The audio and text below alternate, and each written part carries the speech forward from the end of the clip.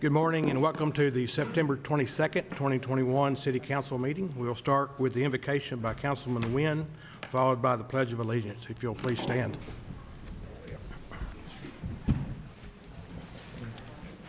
Let's pray. Lord Christ, when you came among us, you proclaimed the kingdom of God in villages and towns. Grant that your presence and power may be known throughout the land. Have mercy upon all of us who live and work in Tyler and Smith County, and grant that all people of our nation may give thanks to you for the food and drink and all other necessities of life. Respect those who labor to produce them, and honor the land and the water from which these good things come. All this we ask in your holy name. Amen. Amen. I pledge allegiance to the flag of the United States of America and to the republic for which it stands, one nation, under God, indivisible, with liberty and justice for all. All right, we will start with the minutes from August 11th, 2021. I'll entertain a motion to approve. Move to approve as presented. Second. Motion by Westbrook, second by McKellar. Any further discussion? All those in favor say aye. Aye. Opposed? Motion carries. P1. George, that's you.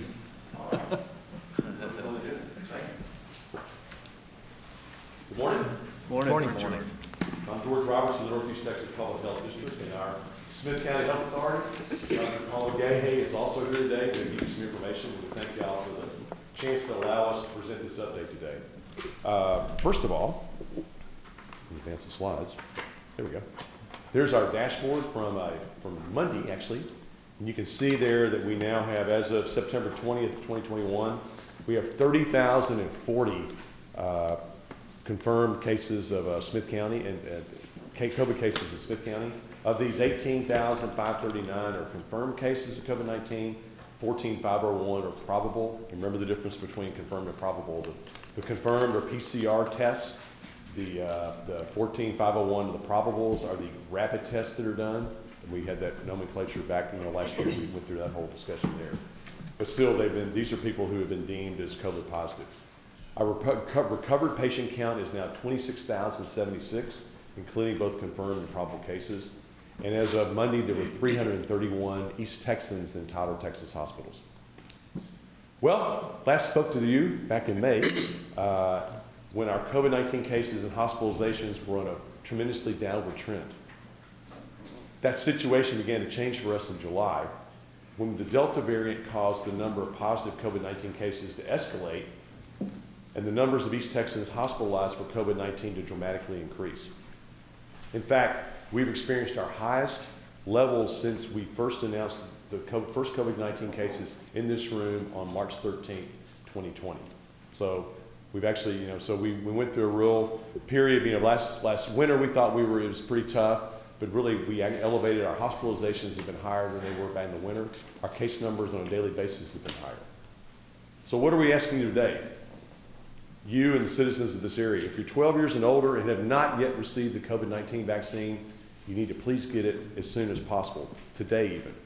We're vaccinating people at our 815 North Broadway facility.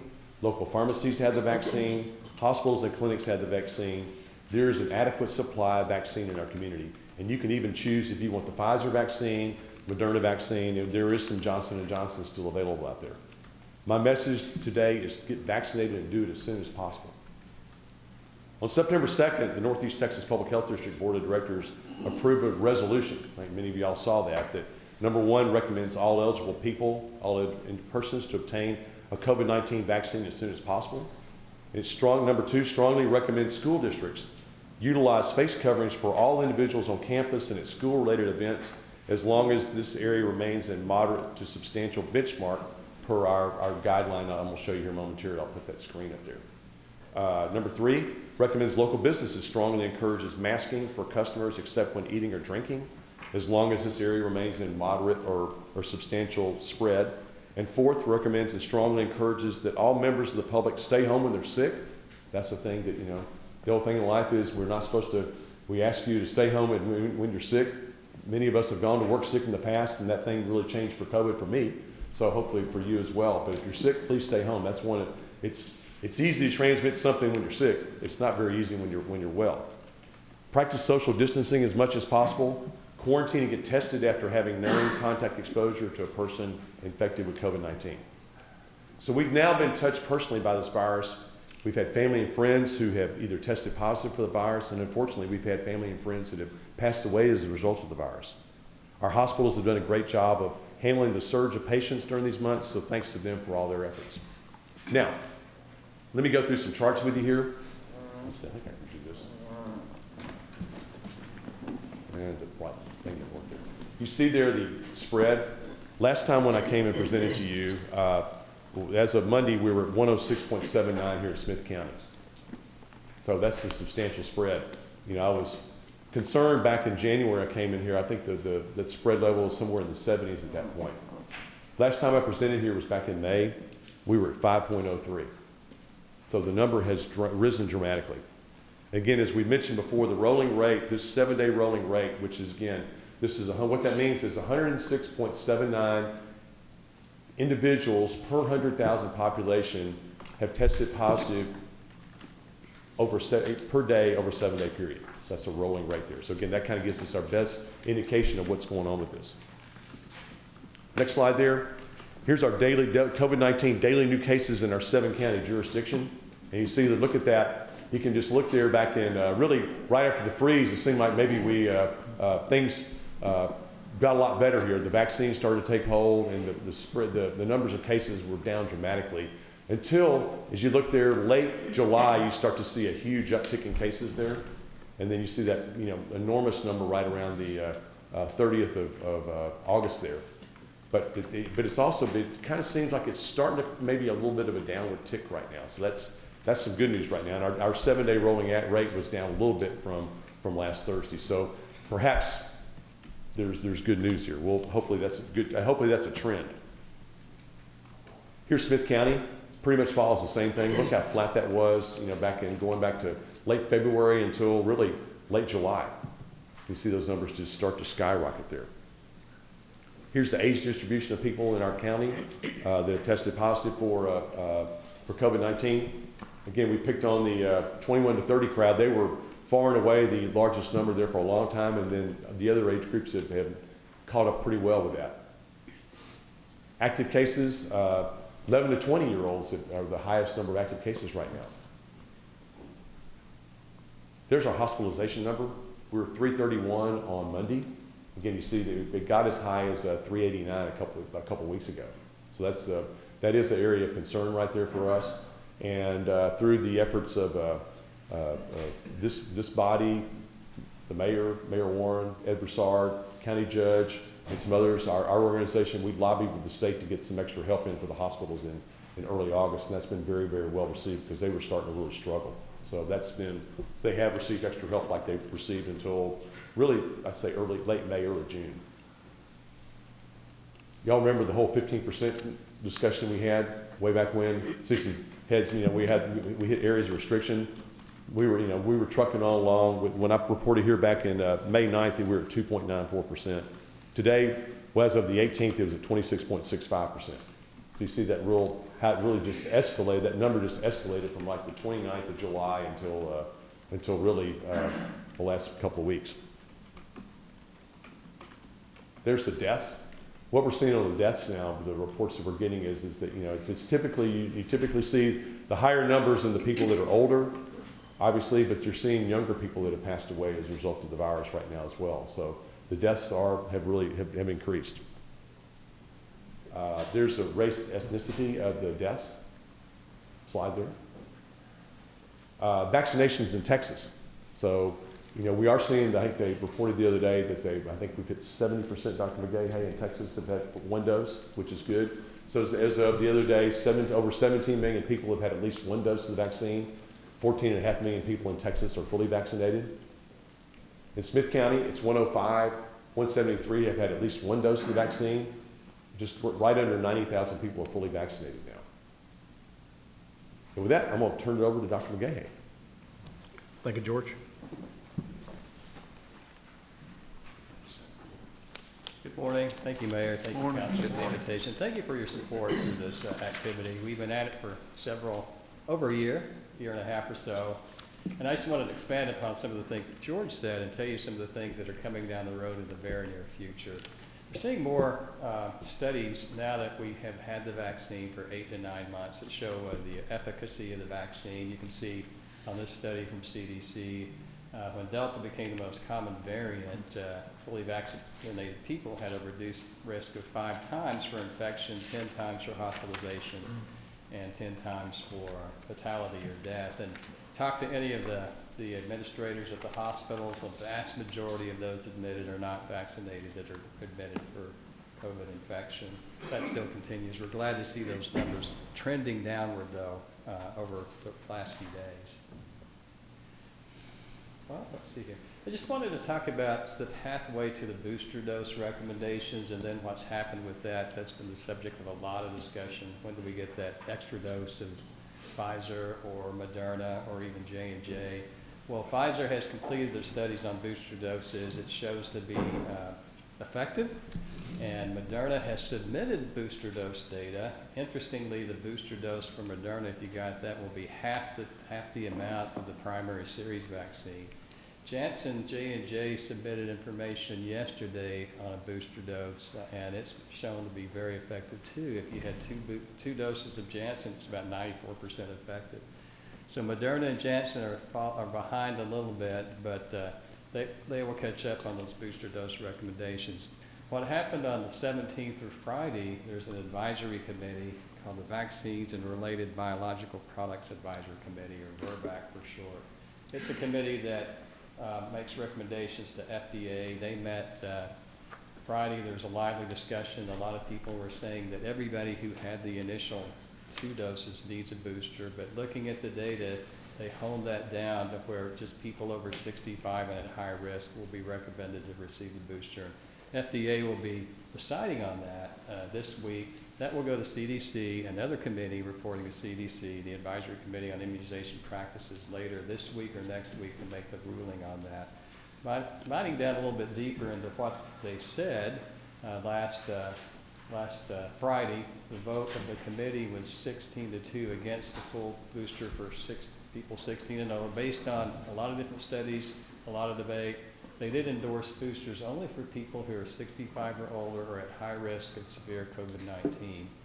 Now, other risk groups which will probably end up in that category, being able to receive that 3rd dose would be healthcare workers, emergency responders, and probably teachers. We'll find out late this week or next week.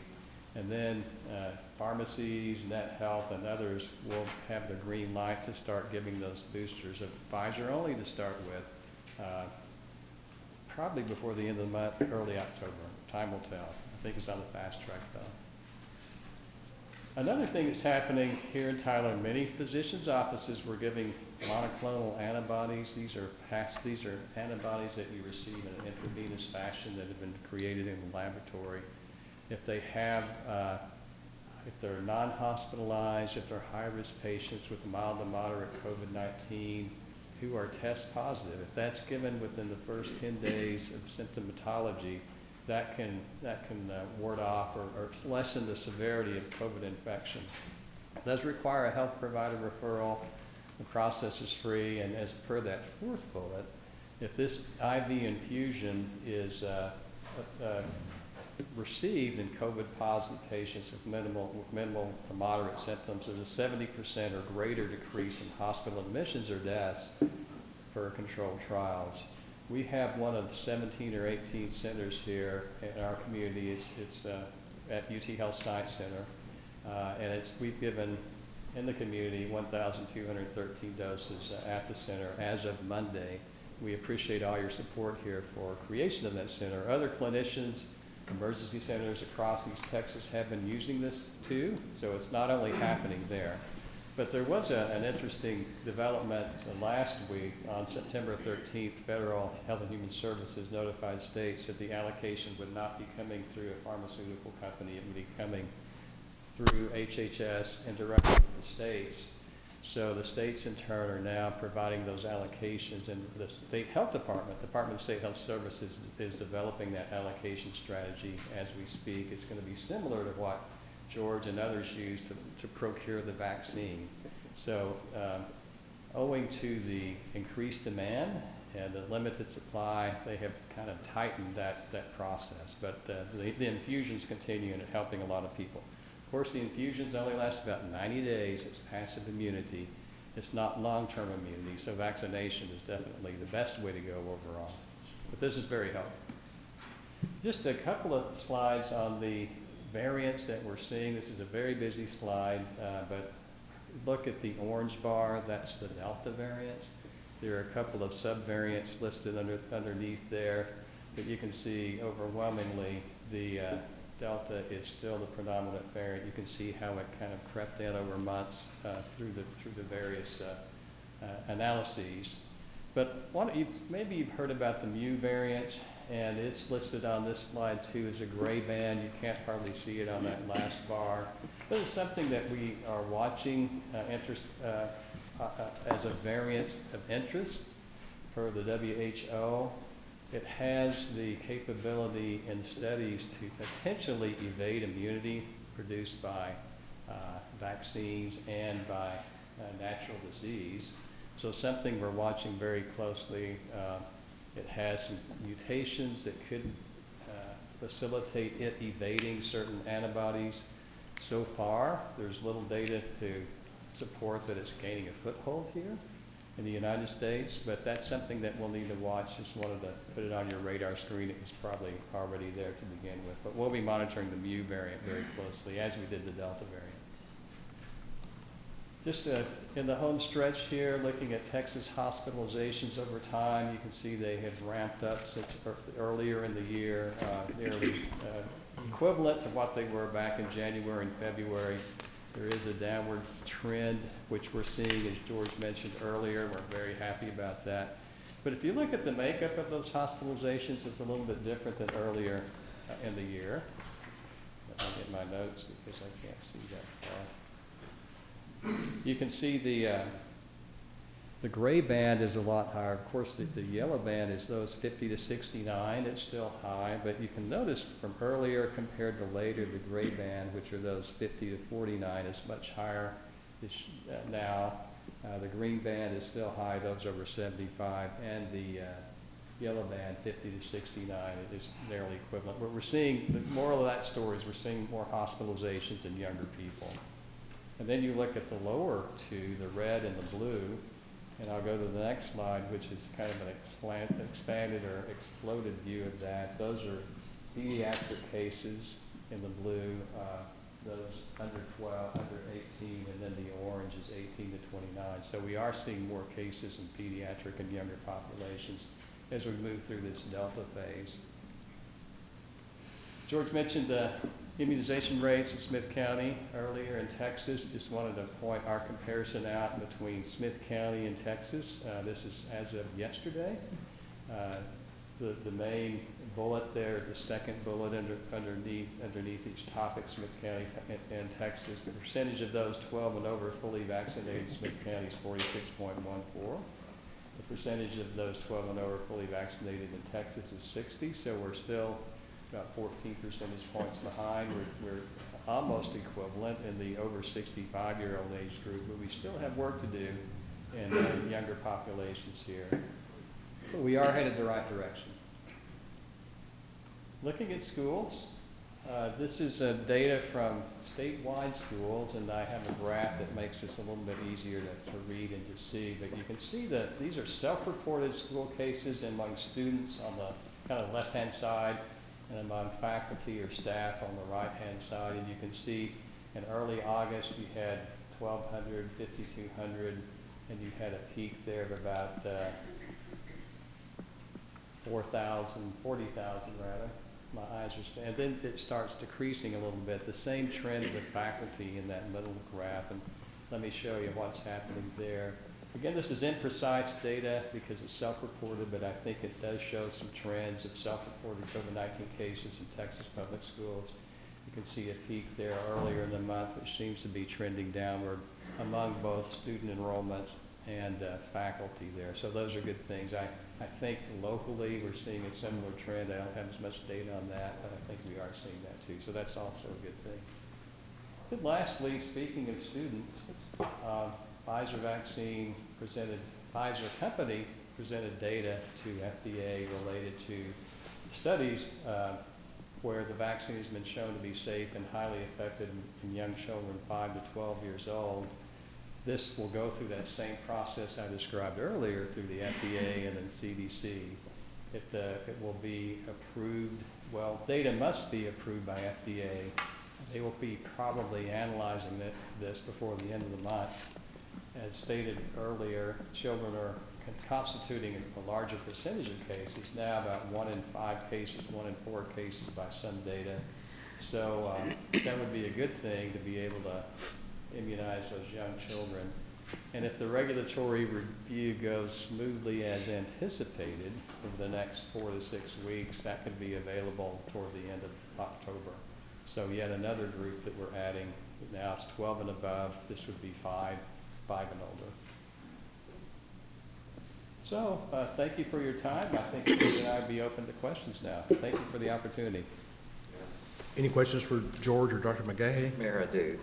Dr. McGahey, I've seen some marketing out, or at least included in some of the news stories about Moderna or one of the pharmaceutical companies that have a combo booster and flu shot.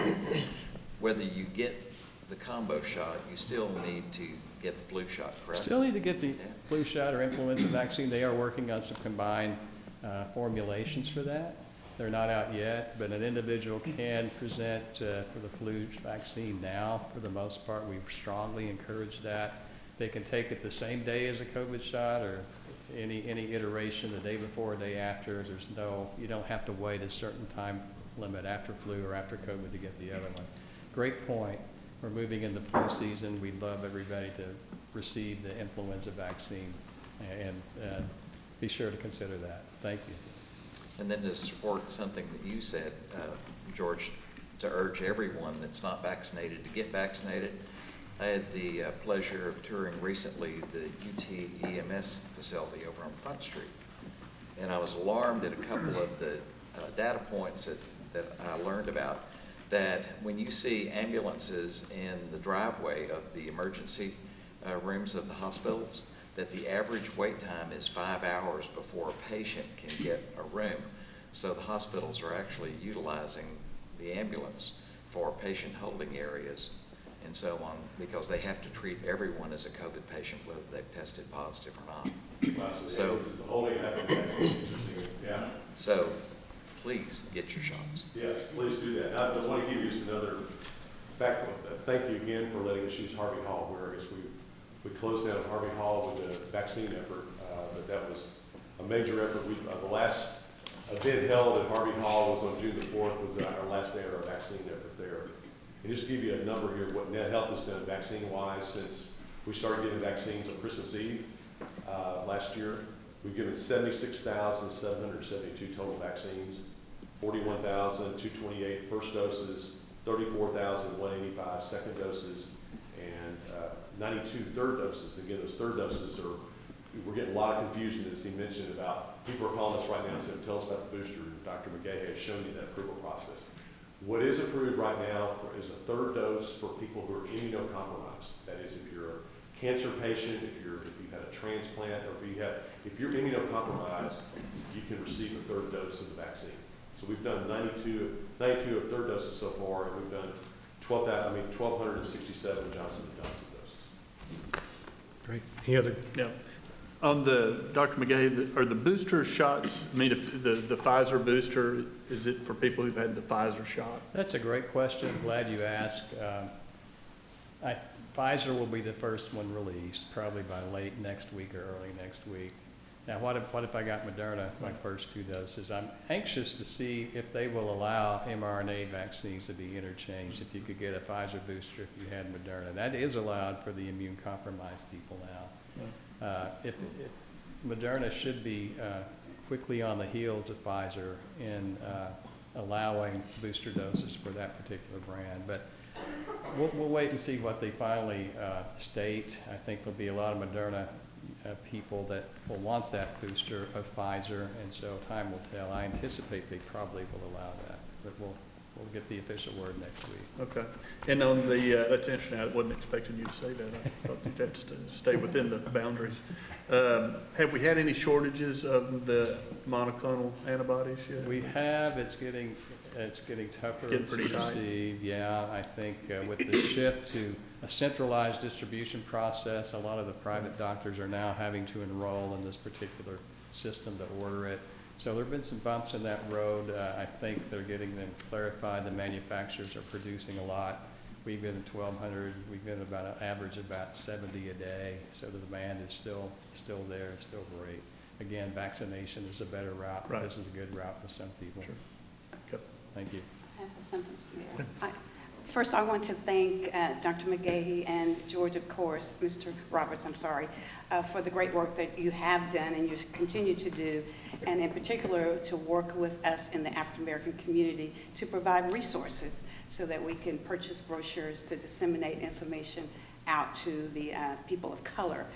My one question, or if we could get some clarification on the difference between the third injection and the booster, because many people are getting that a little bit confused. It's very confusing, very confusing. We call, for people who've been immune compromised, had a solid organ transplant on high-dose steroids, they are calling it an additional dose. They recommend a third dose of Pfizer or Moderna only 28 days after your second dose. So people in that category, it's open season for them. They can receive that now. We call it an additional dose.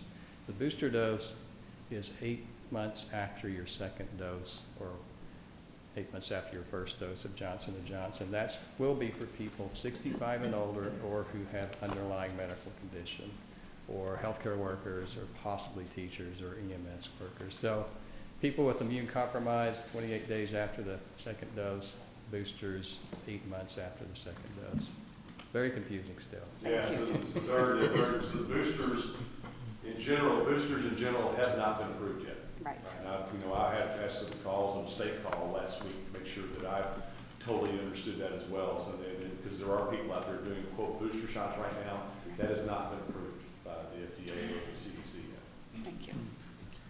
I have a question. You showed a slide earlier that talked about when the numbers kind of spiked in July. Do we know if that's the original strain or is that the new one? How do they know which one is which? Yeah, you're talking Delta variant. It's because we don't. The answer is we don't. Every COVID test, they don't come back and say, well, Councilman McGee, you've got COVID, but you also have the Delta variant or you have the new variant. It basically says, do you have it or not?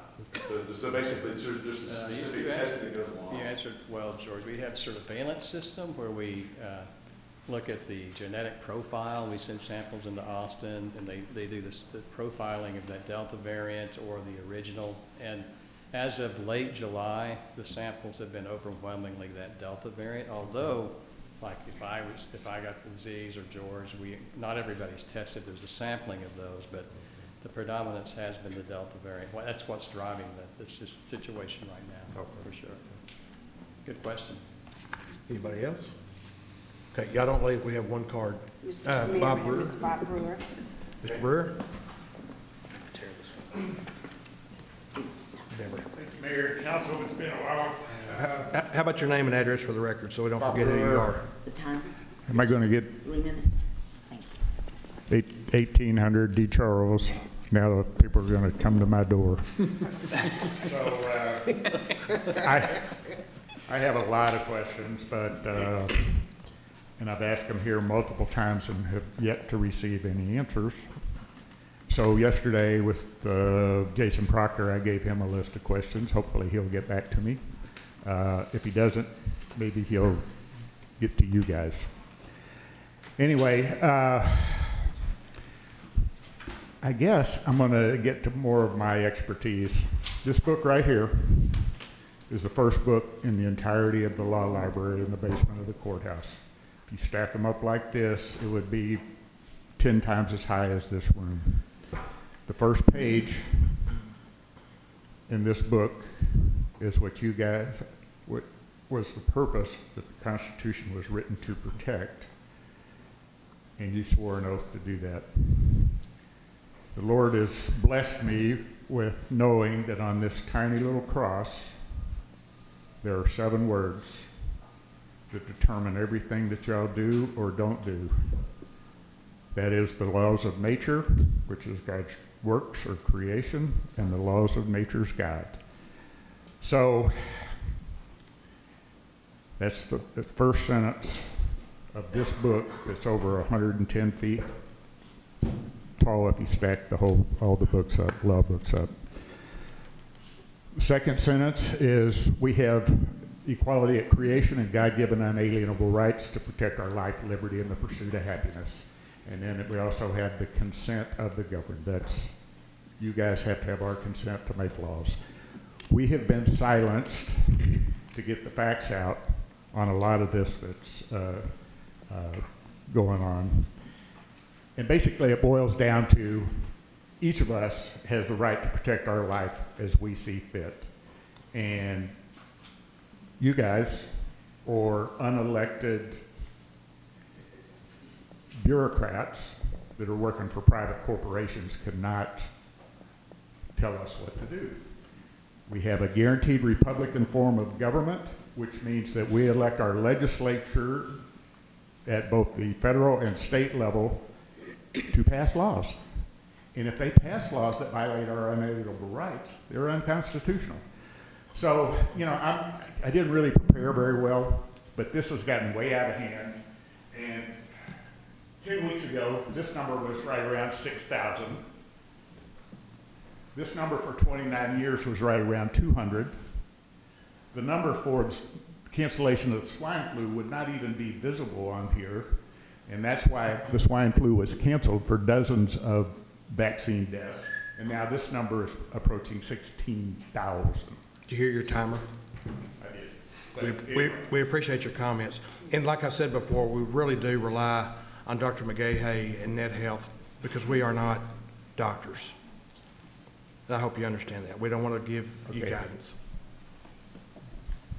I've asked multiple times, called him at least 6 times, received no returns. There's a lot of problems with what we're doing, and especially it violates our unalienable rights if we feel like it's going, that's the basis. Everybody in America has the choice of deciding how they choose to protect their life. I don't have a problem with you having a vaccine or a mask or sheltering in place or whatever you want to do, but you can't tell me if I know alternatively. So I appreciate it. Thank you for your passion. All right, zoning, Z1. Kyle? Thank you, George. Dr. McGahey. Thank you.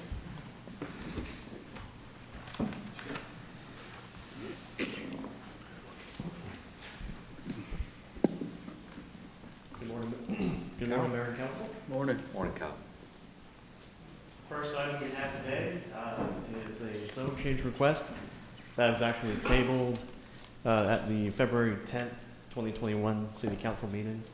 It was tabled indefinitely to allow the applicant and their neighbor to work through an issue with the property. And so the applicant has requested that the item be on today's agenda.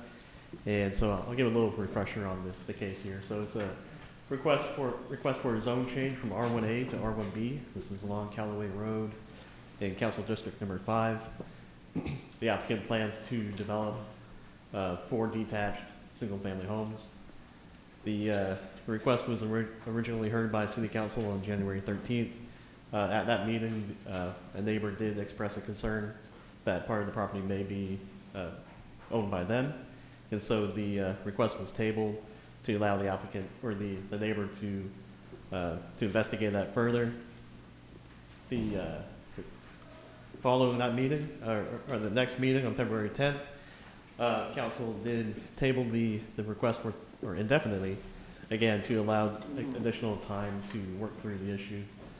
Of the notices that were sent, 2 were returned in opposition to the request with a protest calculation of over 25%. These were returned by the neighbor who disputes the property line. And so with the opposition over 20%, it would require a 3/4 majority of City Council to approve this item. The Planning Commission did recommend approval of the request, but they, at the time, they were unaware of the opposition, but they did act on it previously or prior to city council. And yeah, this time, we do have, the applicant is here, and I believe I'm not sure if the neighbor is here, but the applicant is here, and I think they wouldn't want to speak. So at this time, do we need to untable this item to discuss it? Yes, sir. Yes. Move that we untable Z1. Second. Motion by Westbrook, second by McKellar. All those in favor say aye. Aye. Opposed? Motion carries. We've got 2 cards here. Anybody have any questions for Kyle first?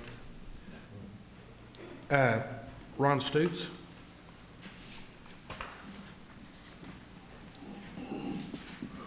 Morning. Good morning, council. Good morning. Mr. Broussard. I was asked to represent Mr. Castellanos after the first tabling because he was having trouble getting an answer from the neighbor who was claiming that there was a boundary issue. And I spoke with that neighbor's attorney on 3 occasions. Mr. Castellanos has emailed with them, I believe, on at least 6 occasions, and we still do not have a survey from the neighbor. Mr. Castellanos has Mr. Turley's survey that shows where that boundary is, and that is the basis of this application. I understand exactly why the council did what it did in February to say, y'all go work this out. Y'all go figure out where the boundary is. Mr. Castellanos would have no trouble amending that boundary if they showed him where the boundary was. But that has just not happened. And so I asked Mr. Kingman to put this back on the agenda so that we could go ahead. Mr. Castellanos has been waiting a year to develop this property. And it's time, it's, as Mr. Turley said, it's bad planning policy to have one citizen raise an issue, have absolutely no proof, and wait 8 months to show that proof. And so we would ask you to approve this zoning issue, and I'd be happy to answer any questions. So was the problem that the other party was claiming ownership of the same tract? It's not the entire tract, it's just the boundary. Okay. Is Wesley Turley here? Yes, that's me. Is that, do you wish to speak or just? I presented myself to answer any questions. Okay. Ma'am, I don't have a card for you, but you're welcome to come up and speak. I sent my Ma'am, you'll need to come up to the microphone if you could.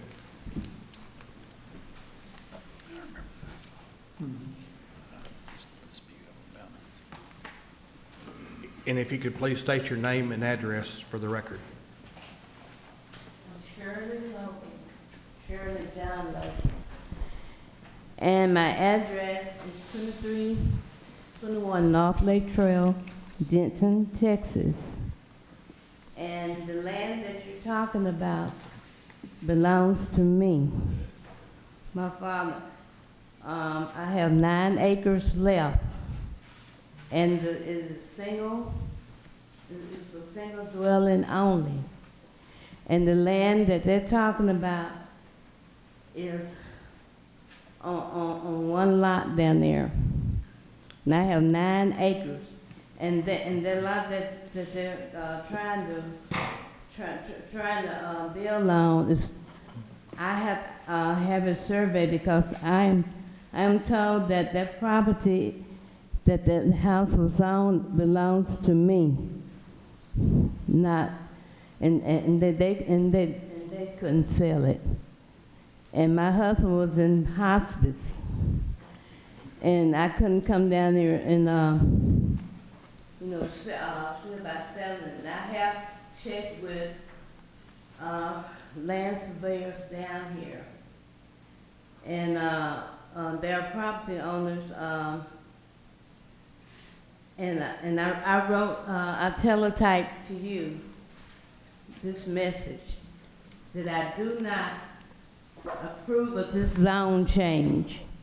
And the other people down there, it's not that many down there, but the ones down there, they are 1A zone. That's what we had it for. And they want to change the zone and everything, and they don't have the land. And I don't know what they are used to, what they're basing this on. So this is the reason I am in process of having it surveyed again.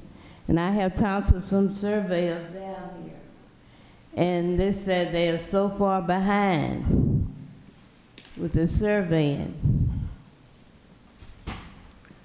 So as soon as they can, I will have it resurveyed. But the property that they're talking about, I don't believe it's theirs. Okay, I'll say, first of all, I'm not an attorney. We do have one up here, but I'm not. But I'll say this, to me, this sounds like a civil matter between you and yeah, it's something. And Mr. Stu's client.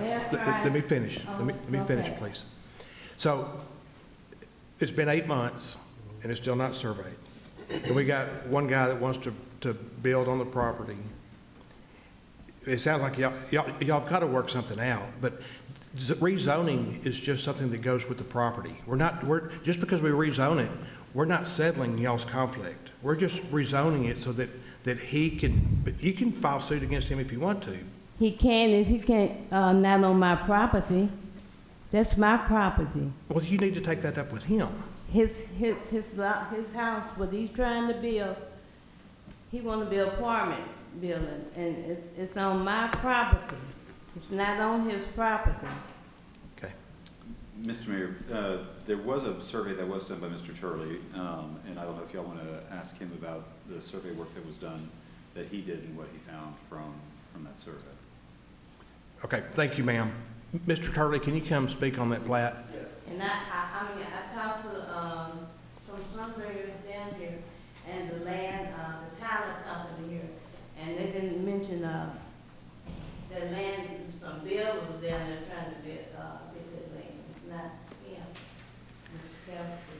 All right. Thank you, Ms. Logan. Thank you. Mr. Turley, if you can state your name and address for the record, please. Wesley Turley, 16953 Craigmore White House. My office is at 2624 Kensington here in Tyler. This lot in question was conveyed by a sheriff's deed after a foreclosure on this property and bought by a different party other than Mr. Castellano in 2014. A sheriff's sale. He bought it at sheriff's auction. And the property was half of two pieces. The property, the lot in question, the east green portion, is half of a tract that was conveyed out of the original 14 acres, and the east half of that tract adjoins this tract, so it was a more rectangular piece of property. We found monumentation for both of those tracts from the original survey. Excuse me, 5/8-inch pipes, concrete monuments. We did find evidence of the original surveying, and found limited chain of title all along Callaway Road here. There's been some pretty, what would not today be considered professional surveying has gone along. Some of these properties have been conveyed by their tax lot numbers. The sheriff actually conveyed this by the tax account number, which is not unnatural. I mean, that's usually what the sheriff does. They don't do the research. They don't do the chain of title search. They don't do any abstracting. They simply, when the property's foreclosed on, they identify it by its tax account and they sell it by its tax account. None of these tracts along here had any legal description written form. Excuse me, none adjacent or nearby the tract that's in question. There are other properties up and down the Callaway Road that have been surveyed. And the tract to the east of us, the one in red on this map, was actually platted a few years ago, and the corners on it were identified, and its east boundary line aligns with the original 14-acre tract in the Dunn's name. And So there's been a lot of conveyances out of the original 14 acres over the years without adequate surveying performed. So a lot of it's just been done by tax lot numbers, which is not acceptable in today's standards. So when we prepared the plat, we reviewed all of that. We found the tract of which the sheriff's deed was half, the other half is to the east of this tract, and we found the monumentation for it, which identified that this tract was in fact conveyed out of the 14 acres at one time, and then the sheriff foreclosed on this piece of it, and Mr. Castellano bought it to owners after that sheriff's foreclosure deed. So, any other questions, I'd be happy to help. Okay, so Mr. Castellano has purchased the property, and Yes. you have certified and surveyed Yes. the property according to the standard, to Absolutely. today's standard. Yeah, today's standards, yeah. So will he have a title policy done on this before he builds? That's up to him. I'm not certain if he's already got one title policy. I'm not sure if he's getting another. Probably as he sells the houses, there'll be other title policies involved. I'm not certain. Mr. Stoops, did you want to say something? Mr. Castellanos has a title policy for when he bought property. Okay. Any other questions or comments or thoughts or? No, I think there's been plenty of time to So bring more documentation to show something different, so I think we have held them up for a long time. So is that a motion? I'll make a motion to, well, I'm sorry. And we do have a certified survey of the property with title policy on the ownership of the property. And with that, I'll make a motion to approve Z1. I'll second. Okay. Motion by Westbrook, second by Curtis. Any further discussion? All those in favor say aye. Aye. Opposed? Motion carries. I didn't get that. The motion carried. Carry what? Was approved. This has been approved. No. Yes, ma'am. Y'all are wrong. Okay. 'Cause he's not Ma'am, even- we're done with this I item. went to the tower company and he doesn't even own that property. Ma'am, we're done. I'm sorry. You ought to take it up. Hire an attorney. That is on my land.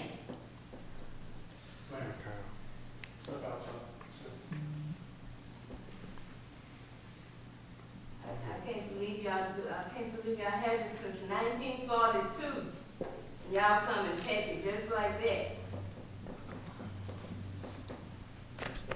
Kyle, you want to go ahead and get started on the next? All right, Kyle, can we go ahead and start with Z2?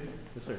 The next zone change request is a request from R1A to R1B. This is on Britton Avenue. The applicant's requesting the zone change to... Kyle, let's hold up a second. I'm a little preoccupied.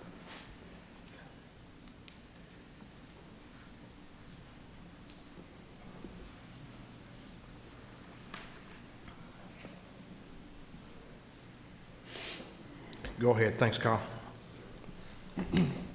The applicant's requesting the zone change to build two single-family homes. The adjacent properties are generally zoned for residential and are undeveloped.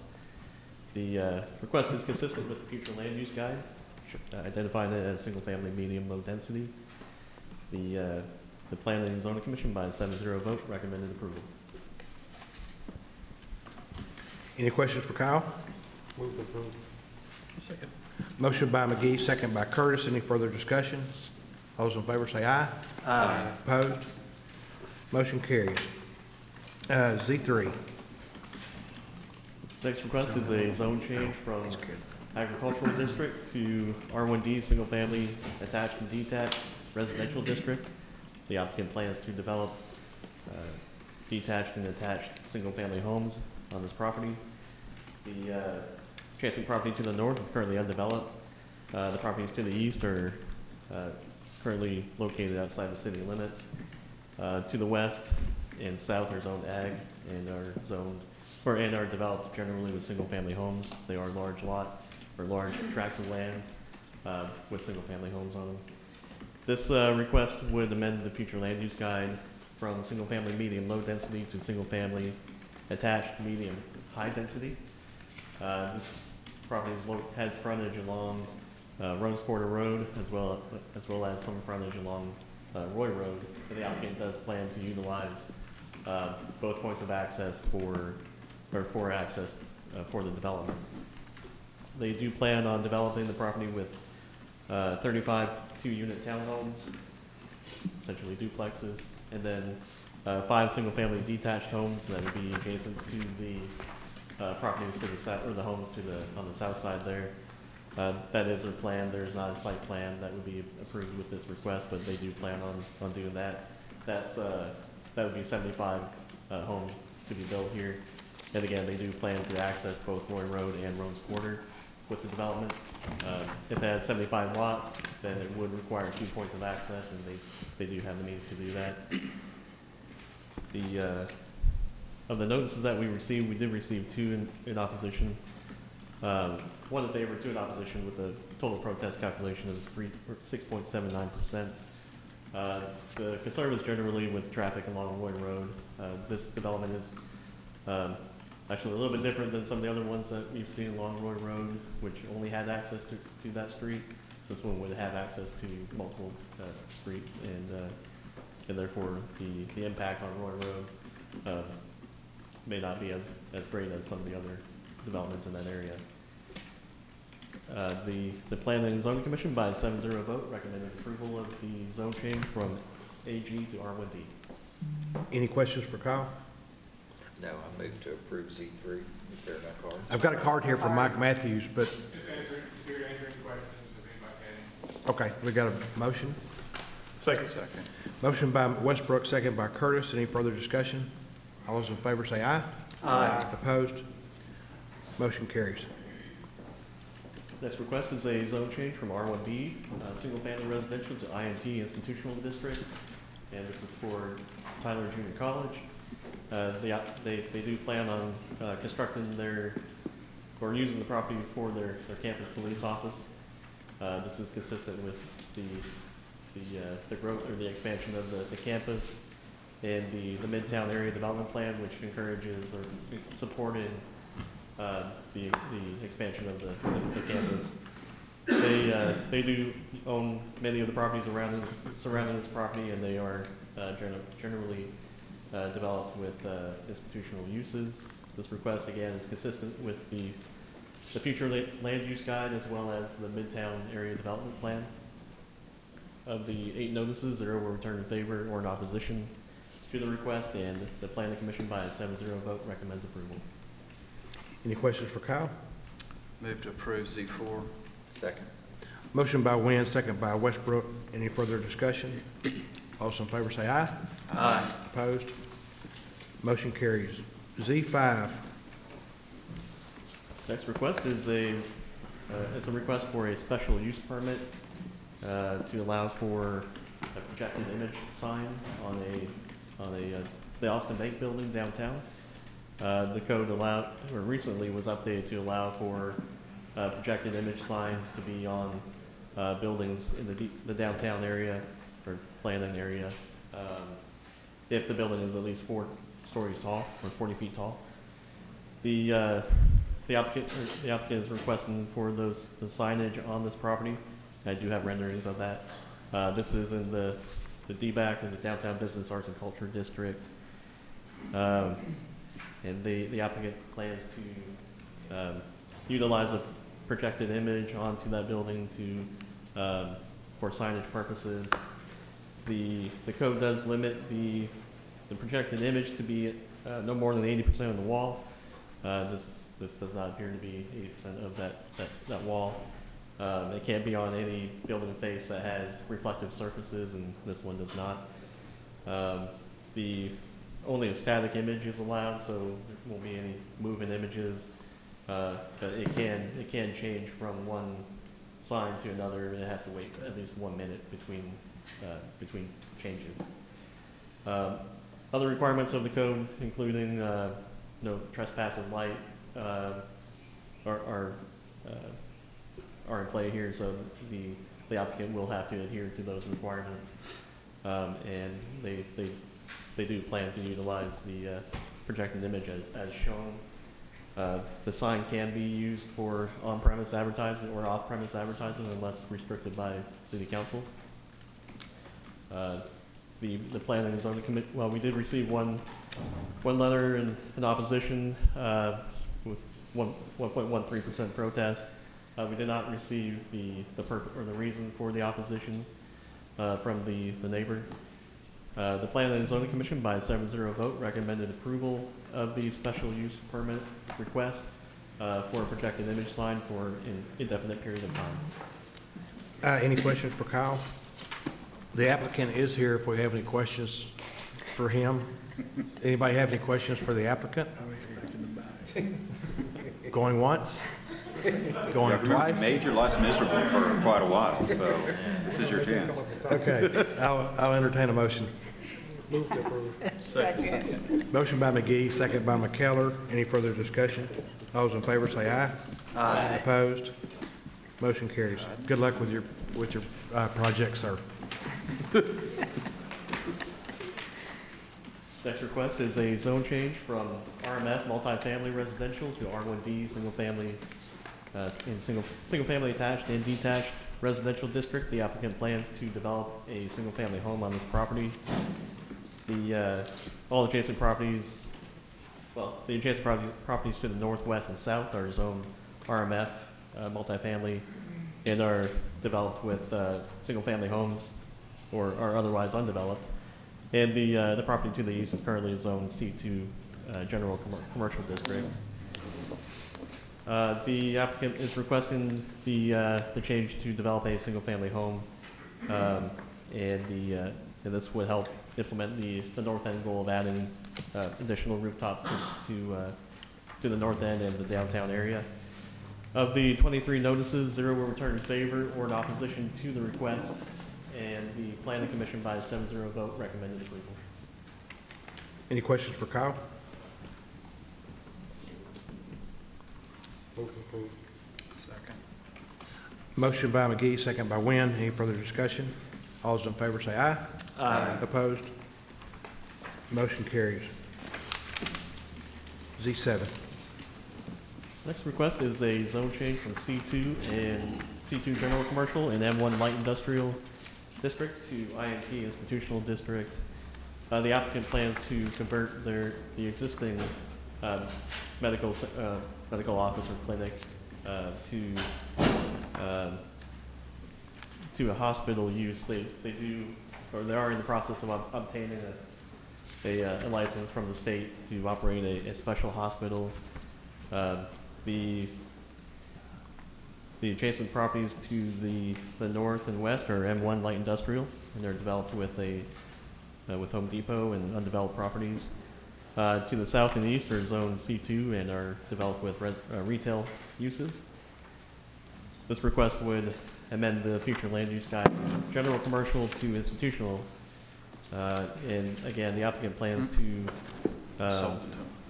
utilize the property as a hospital use, which would allow them to keep patients for more than 24 hours. The special hospital designation would not allow for any surgery, but would allow for that long-term or overnight, more than 24-hour care. And I believe the applicant may be here to discuss a little bit more of those details, but that would necessitate a zone change for hospital use. And of the notices that we sent out, 0 were returned in favor or in opposition to the request. And the Planning Commission, by a 7-0 vote, recommended approval. Any questions for Kyle? Move to approve. Second.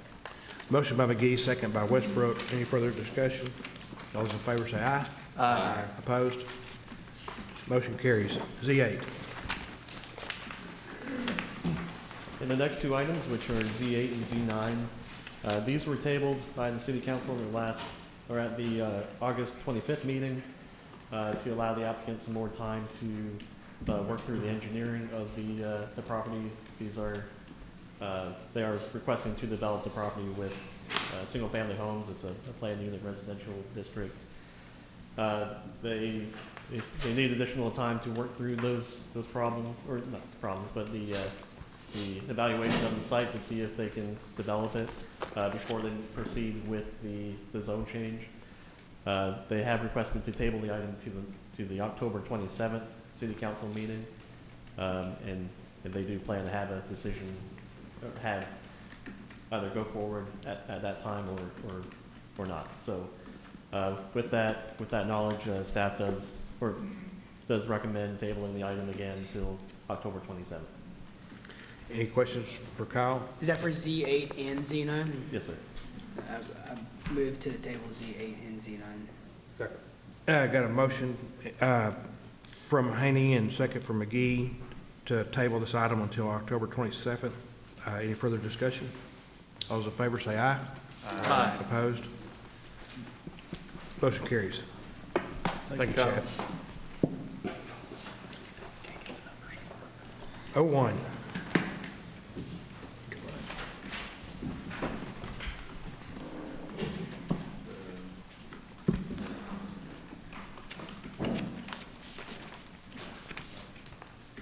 Everybody had a break. Everybody good? Had a break. Yeah. I have to, I'm not sure. Everybody good? Geriatric profile. Yeah, sorry, I singled you out. Thank you. Thank you. Mr. Broussard, Well, Mr. Mayor. Ready, sir? we're ready. Okay. Mayor Warren and council, we appreciate the opportunity before you again as we have provided an abbreviated summary of the plans and services for the coming fiscal year in the form of our proposed $212 million budget for operations and capital improvements. Following this presentation, the City Council will provide opportunities for the general public to speak to the City Council for any questions, comments, or concerns they have regarding this proposed budget and the ad valorem tax rate. As well as the Council will consider the adoption of the budget, the tax rate, and fee schedule that go along with this document.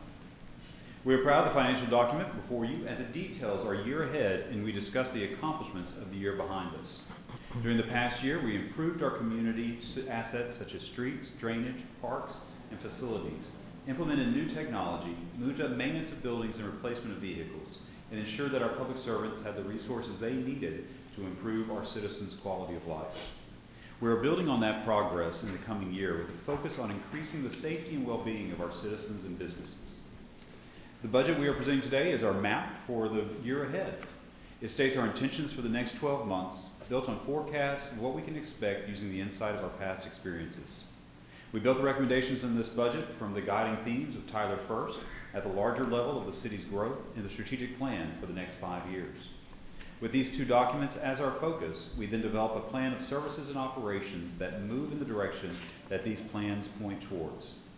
We don't always know what the immediate future will present or new obstacles will pop up in our path, yet we use our annual budget documents to steer us through those challenges to move forward the City of Tyler's vision to be nationally known for our sense of community, commitment to a robust business environment, quality medical care, excellent educational institutions, and the beauty of its public spaces and neighborhoods. We continue to grow our police department to address our community's needs. This includes the 2 police officers in this fiscal year that were approved through the U.S. Department of Justice's COPS grant. The COPS grant will pay approximately 50% of the 2 new officers' salaries and equipment for the next 3 years, at which time the city will assume all costs related to these positions. We are requesting the addition of 2 more officers for the coming fiscal year as we focus on improving investigation response times and how we work with our homeless population. This will provide an authorized strength to the police department of 201 officers if approved. Our family serving your family. This is the motto and continued belief from our fire department to the community they serve. In the case of the Tyler Department family, they are now ranked #1 by the ISO for the public protection class. They share this rating with our full city as we are now 1 out of 393 fire districts in the nation to have achieved this rating, which equates to lower insurance premiums for our citizens and businesses' properties. The ISO study did show that we need to add an additional ladder truck in our fleet due to the growth in multi-story buildings in Tyler. We are requesting the purchase of a tower truck to address this. Currently, the city has 2 frontline ladder trucks and 1 reserve ladder currently unmanned to address these needs. In addition to being able to perform the same duties of a ladder truck, the tower truck includes the bucket or platform that allows for a stable place for victims to stand while being rescued. This additional capability allows for better responses during balcony, mid-rise, and high-rise rescues. It is estimated the tower will extend between 75 to 100 feet and be placed in service in November 2022. Along with the tower truck rescue request, we are requesting the addition of 2 firefighters for the coming year. The additional staffing is needed to work fully towards manning this engine, along with the continued future needs for staffing to address the next stations that will be built in the future. Our plan is to slowly add firefighters in the decade to come to operate the next fire station when it is built in the next 10 to 15 years. For fiscal year 2022, sales tax revenue continues to be the main funding stream for our general fund activities. The general fund contains the services that do not generate their own revenue as our enterprise funds do, and includes such functions as police, fire, parks, library, municipal courts, streets, and traffic control. Our projections for property taxes, based on the rate I'll discuss in a minute, are approximately 32% of the general fund budget. An interesting note, the amount of revenue we bring in with our property tax levies, approximately $25.2 million, barely covers the budget for the fire department. This is why we continue to work on different revenue streams for our general fund services to protect the franchise fees, grants, and other revenue opportunities beyond property tax. We are recommending a property tax rate increase for the coming year to provide for the enhancement of public safety that we have built into this proposed budget. Your current ad valorem property tax rate is 25.90 cents per $100 valuation, and we're proposing through this budget to adopt a rate of 26.99 cents per $100 valuation. This property tax rate is the lowest of cities over 15,000 in population in Texas and reflects the values of the blueprint as set out in 1995. The expected amount will generate above the existing rate is $1.751 million. And to put in perspective for our residents, this equates to an increase of $21.74 a year for a property valued at $200,000. The additional funding is targeted towards public safety enhancements, as we are budgeting an additional $2.97 million for police and fire staffing, pay and gear, including the new Tower 10 fire engine. Our property tax rate is significant, as it does not have any debt components associated with it. For each tax rate that is set in the state of Texas, from counties, cities, and school districts, nearly every one of them will have a portion set for debt repayment or interest and sinking rates. The City of Tyler has every dollar collected on its property tax levies going straight to our operations for the public. Every penny paid by our citizens is used towards maintenance and operations of city services. With our agreement with the Environmental Protection Agency, or EPA, on the consent decree in 2016, and commitment to improving our water quality for our customers, we have increased our rates on water and wastewater services for the past 5 years to pay for the costs involved in operations and capital improvements. We still compare very favorably to for the water and wastewater services prices in Texas. Using the Texas Municipal League annual utility cost survey, we see that our rates are lower on residential water fees and similar or lower on wastewater rates depending on usage as compared to other cities' utility rates. For the coming fiscal year, we are not proposing any increases to the base rates for water or wastewater service. Those rates will remain flat per usage for our customers. We do have a $2.21 increase on the regulatory compliance fee, which is directly tied to the debt associated with the EPA consent decree work on the wastewater collection system. In addition to the quality waste collection service provided by the Solid Waste Department, a portion of the residential collection rate goes towards the operation of our Code Enforcement Department and Keep Tyler Beautiful.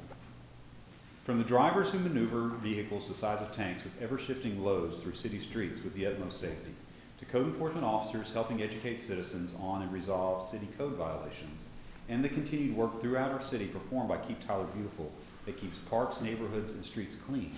All these services work together to keep Tyler the natural beauty it is and are part of that monthly solid waste fee paid by our customers.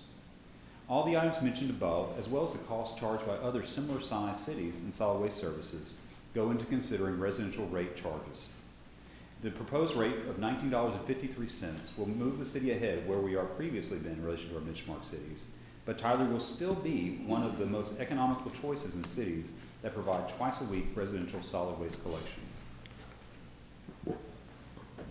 As per the budget and tax rate adoption schedule per state statutes, the council holds 2 public hearings, which will be your second one, will be held today. Following the public hearing, the council will take record votes to approve the budget and ratify the proposed tax rate increase for the next fiscal year. Then the council will take a record vote to set the tax rate at 26.99 cents per $100 valuation. As always, we thank you for your service and insight on behalf of the citizens of Tyler. It is a privilege to serve you and present this budget for fiscal year 2022 programs and services for your consideration. Any questions for Mr. Broussard? I have a couple. Okay. Just, Mr. Broussard, just to reiterate, same questions as last time. We will still be able to utilize the pay-as-you-go method, correct? Yes. So 2 parts of that. The first being on the property tax rate that you will adopt today. At whatever you set that at, that is a complete O&M budget. To do a little bit of as far as Budget 101, tax rates actually are 2 tax rates. When the county sets their tax rate, for example, or I think they already have, they actually are setting 2 tax rates that you have a complete aggregate of that you then as a citizen see with your bill. You are adopting, in essence, 2 rates today as well. Your first rate will be the rate for your operation and maintenance, which we are recommending at the 26.99. Then you have what you call your interest and sinking rate, which will be 0.0. And so that is the other part for Smith County, for Tyler ISD, for all the other school districts here in the area, for your neighboring counties, all the other cities. They will have those 2 different tax rates, of which will not be 0.0 on the INS. And so you do have that. Now, the other piece on the pay-as-you-go type of methodology, on our half-cent budget, which you've already you have seen and had that presented, and we factor in with this as we talk about a bit of the presentation for the different services ahead. That one is also one to where you have that coming in and that capital being used straight for capital projects and continuing to fund those versus taking out debt in relationship to that. And then additionally, same question as last time, if council approves this increase, roughly 88% of that increase will be applied to those civil service first responder programs and action items that you listed today. Is that correct? That is correct. In fact, when you start to even look at the Tower 10 engine purchase and the like, it actually will exceed the amount of revenue that you'll be generating off of your property tax rate increase.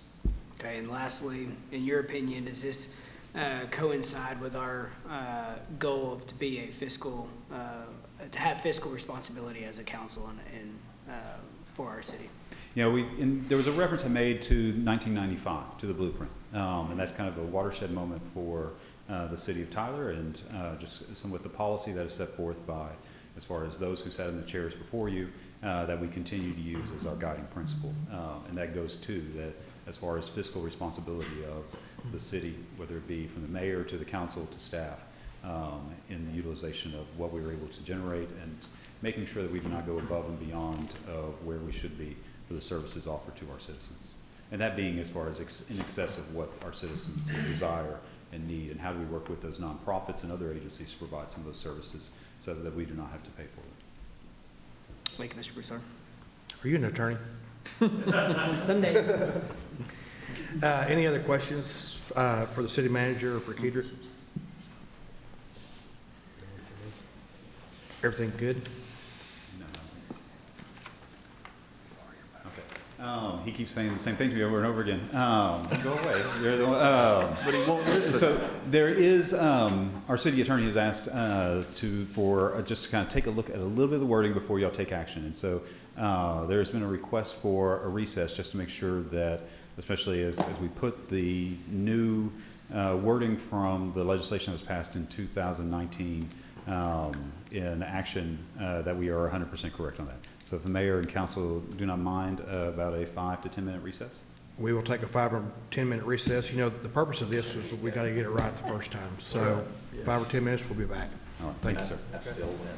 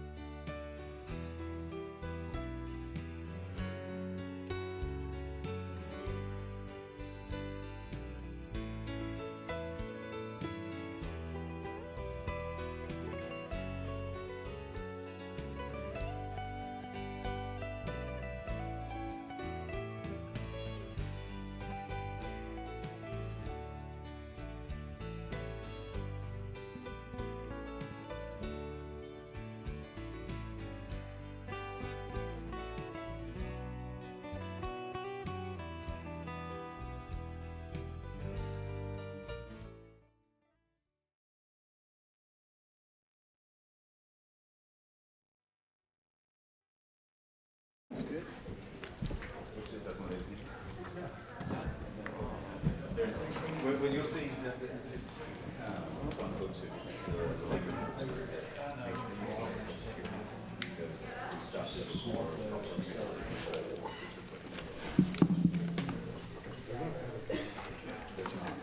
The light is waving.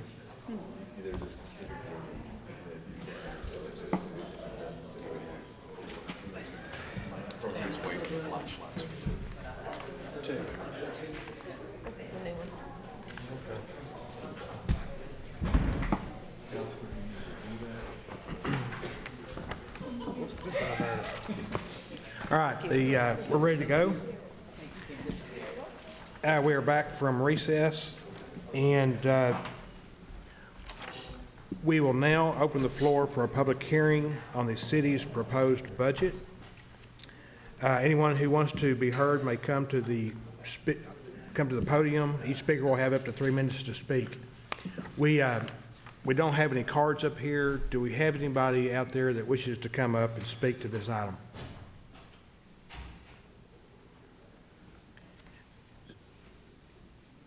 Seeing none, we will close the public hearing, and I will entertain a motion.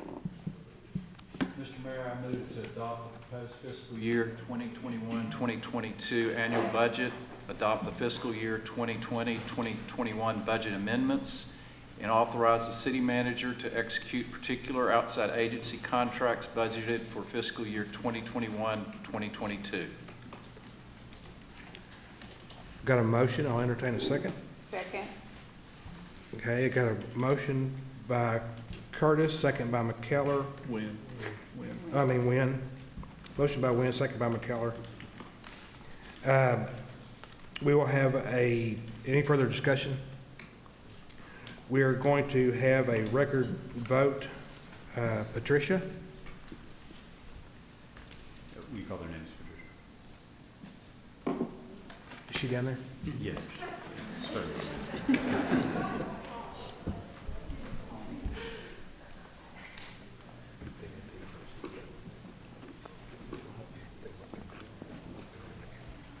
Sorry, threw her for a loop. She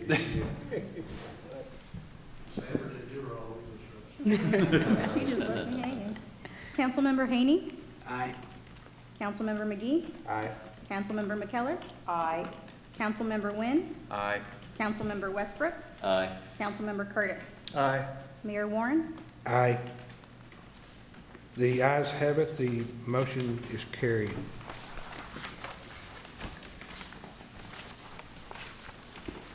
O2. Yes, so the next step will be, this is part of one. You'll need to ratify the property tax increase reflected in the 2021-2022 budget.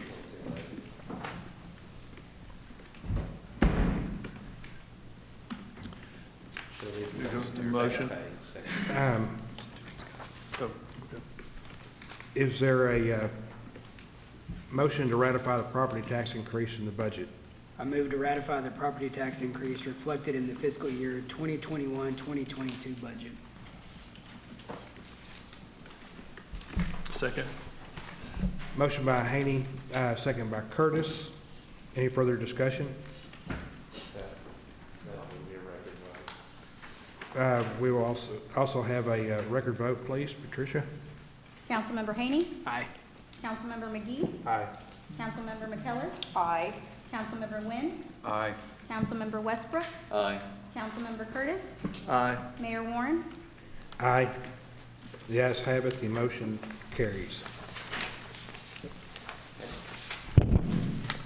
Mayor, Council, we have, next item is O2 before you.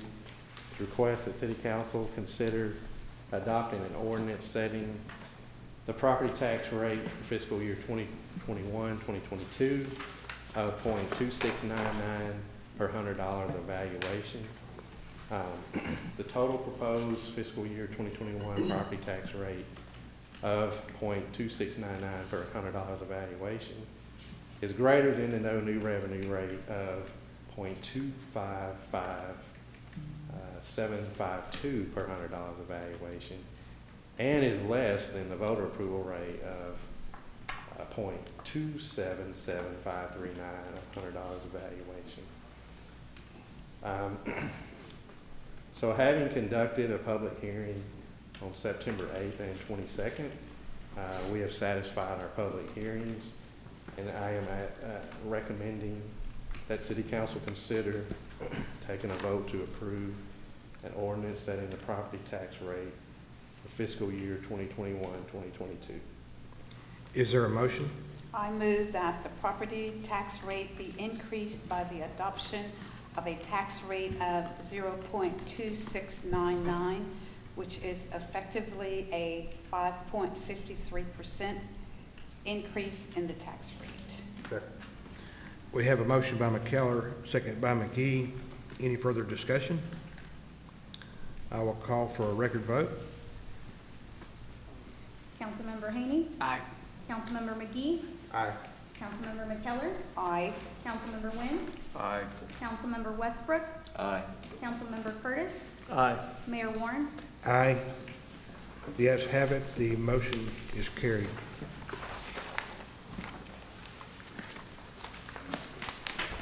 Mayor and Council, you have item 03 before you. It is a request the City Council consider adopting an ordinance amending and updating fees and applicable adjustments to Tyler City Code, Chapter 6, related to buildings and structures, Chapter 8, related to parks, Chapter 16, related to solid waste disposal regulations, and Chapter 19, related to water and sewer fees.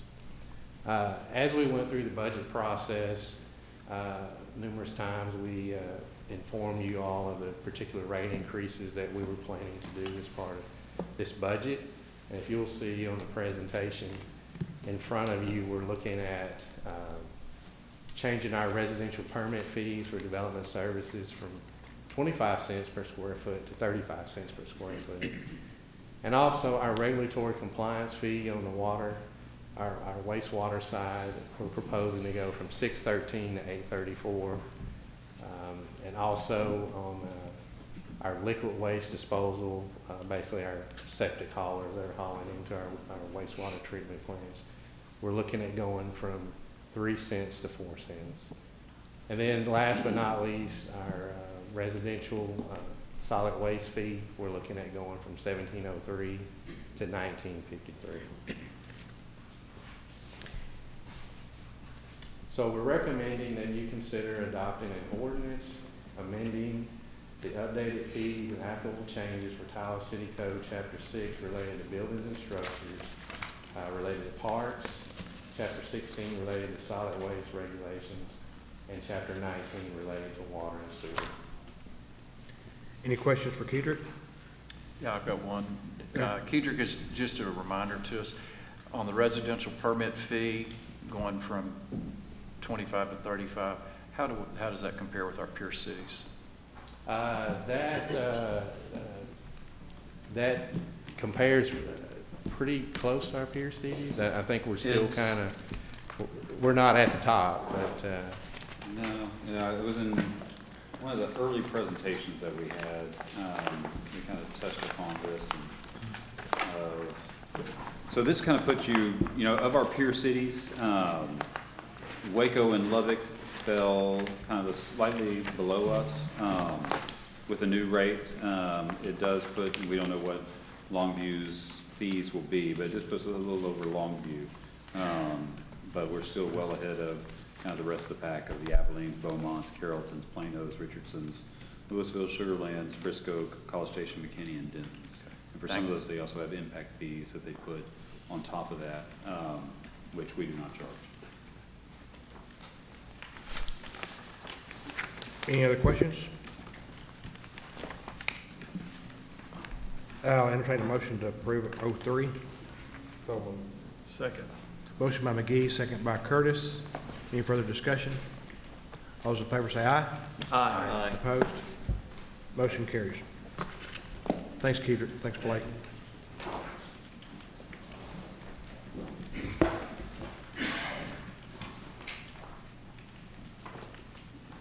Morning, Cameron. Good morning. Mayor and Council, Cameron Williams, Traffic Engineer. So today is the 2020 Highway Safety Improvement Projects Engineering Contract. You're familiar with this project. We've been with a resolution. I won't go into a whole lot of detail on this, but there are 5 projects that really touch 16 intersections. It'll be broken up into 2 design packages, so that will go out to bid in August of 2022 and then August of 2023 is the plan with that. I do want to kind of just show you a couple of pictures because I throw out a lot of terms from a traffic signal standpoint, just so you can see when we say pedestrian improvements at intersections, these are some examples recently done in the city of Tyler of new pedestrian signal poles, push buttons. You get the countdown, pedestrian signal heads, the audible push buttons, the curb ramps with detectable warning. So these are the type of improvements that you will see from a pedestrian standpoint at these signal intersections. Also, as kind of another example, on the left is one of the intersections that will get rebuilt. This is MLK East at Gentry.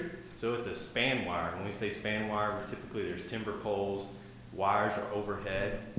On the right is one of our new builds. It's a brand new intersection with mast arms, the pedestrian improvements. So you can kind of see the types of, when we rebuild an intersection, some of these, this is the type of facility that you will get. And then the last picture, kind of on the left, this is your older, what we call a TS1 cabinet. This is probably 40-year-old technology. On the right is our advanced traffic control cabinet. That's what we're looking forward to go. So when we reconstruct these intersections, put in a new traffic signal cabinet, you can kind of see the difference. And on the one on the right, it has room for us to add a battery backup and batteries inside the cabinet. So when we do have power outages, we can keep running those intersections. So just to kind of give you a flavor of what some of these improvements will do. This is a summary table of the cost. I kind of put in the red box. You're looking at about $2.1, $2.2 million that are coming from the state and the federal for this. And looking at, estimate on the city side around 400,000, engineering and construction. It could be higher than that when it's all said and done. But that gives you a quick look. And I will point out that you'll remember probably a month ago, we did the Grande reverse curve engineering contract. In that, we included funds to do screening for the next round of highway safety improvement projects. So that call for projects has come out. So that puts us ahead of the curve so we can be ready to look for these next opportunities to get this type of funding level. So I wanted to kind of make sure and kind of tie those pieces together so you see how they fit. And so with that, just as recommended that City Council authorize the city manager to execute an engineering contract with Kimley Horn and Associates for the 2020 Highway Safety Improvement Program projects in the amount of $341,800.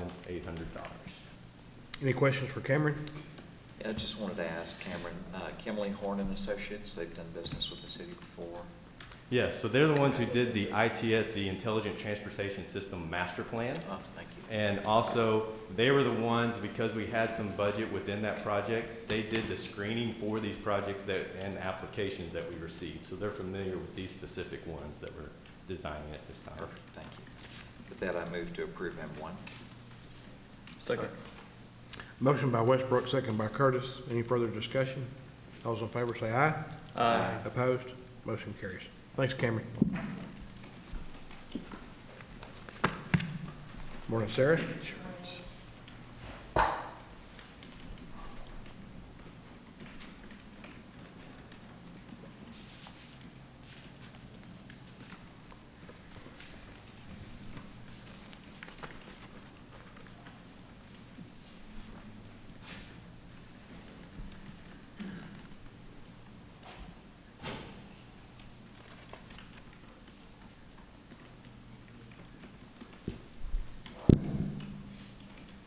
Good morning, Mayor and City Council.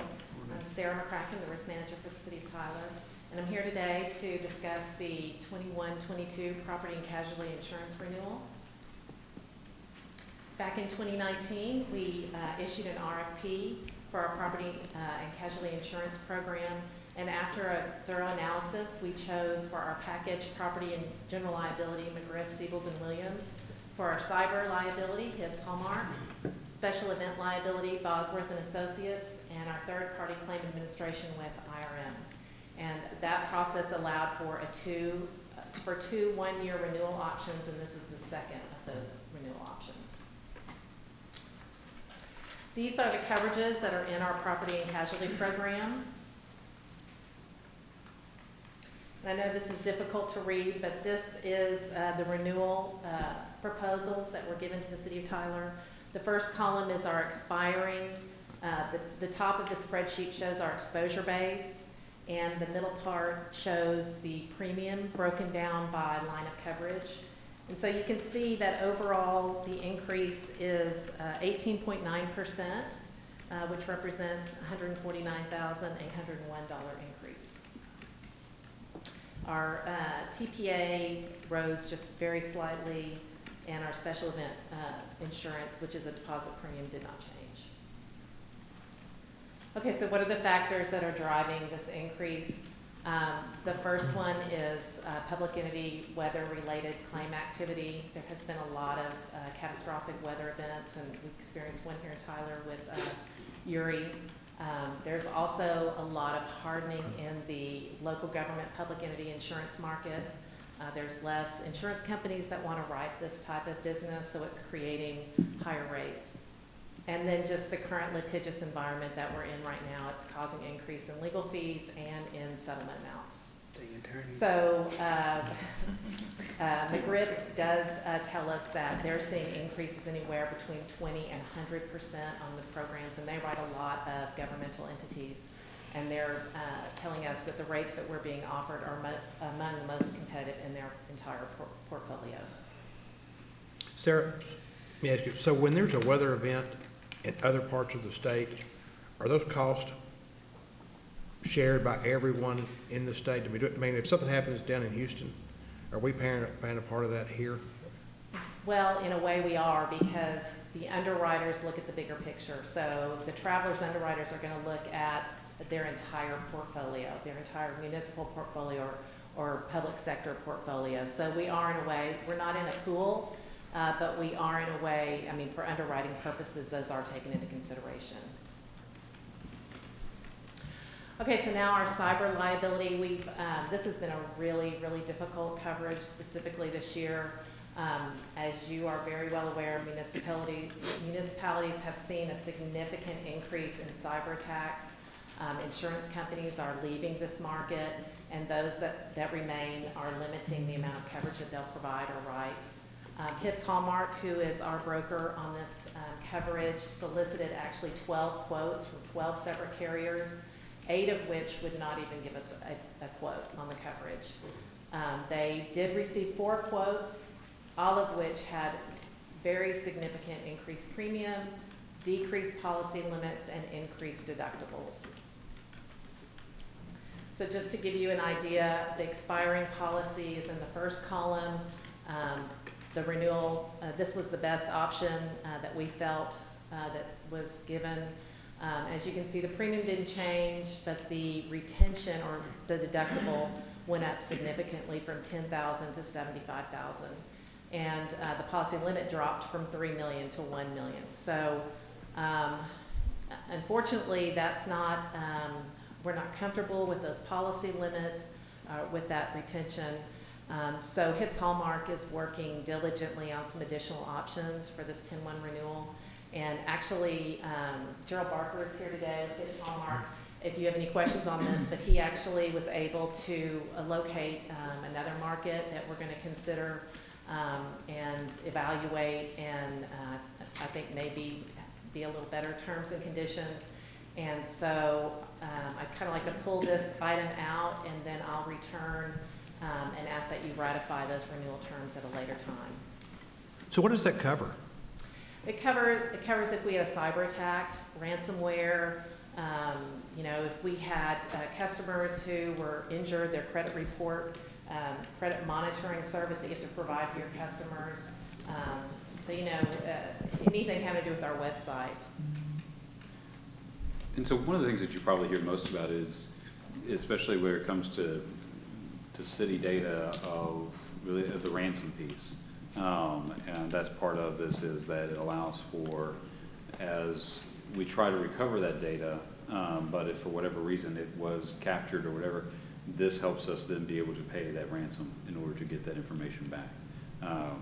We thankfully have never had to use it, but other entities have. But then there's also other myriad of other things that go along with it. It's becoming a bigger and bigger issue and concern. So as our CIO and his IT staff continue to ask for us to go through training or test us, that's the reason it comes to it, is so that we do not get to a point we have to use said insurance, but in the case that we ever have to,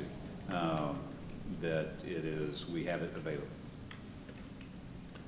So Sarah, I know that Benny and his team have been very resourceful in taking on additional smaller cities around us with regard to providing IT services and so on. Does this also cover that? This policy is just for the city of Tyler. Just for us? Yes. Thank you. This might be jumping the gun, but procedurally, are we, since she wants to pull that item from M2, are we looking to approve the other three or remove the entirety of M2?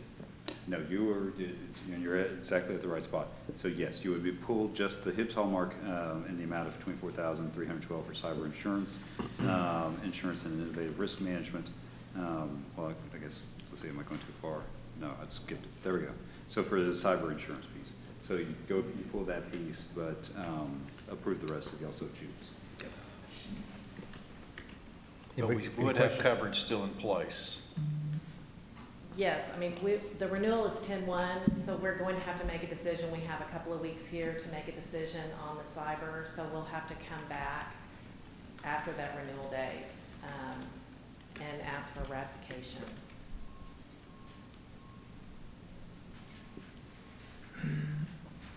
Any other questions for Sarah?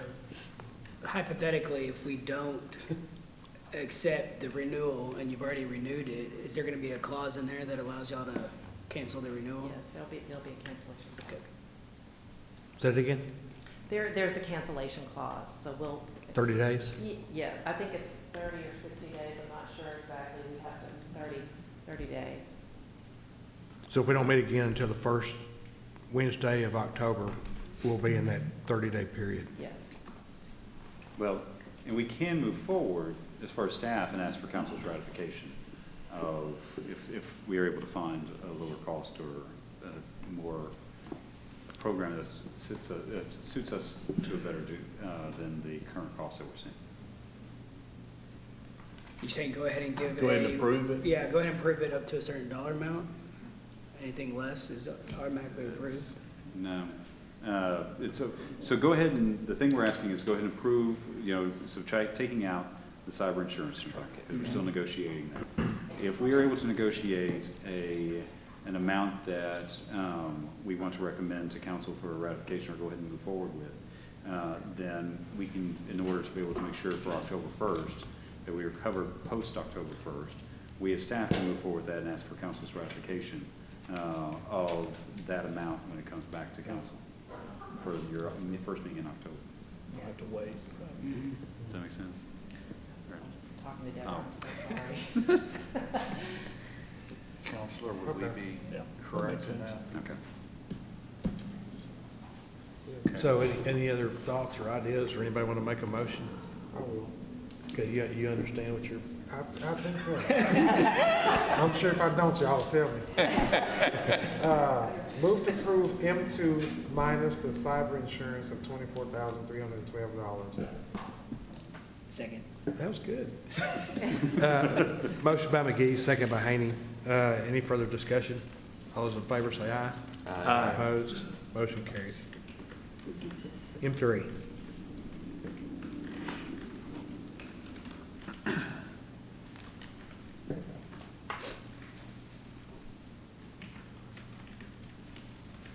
Okay, this is the 21-22 excess workers' comp insurance renewal.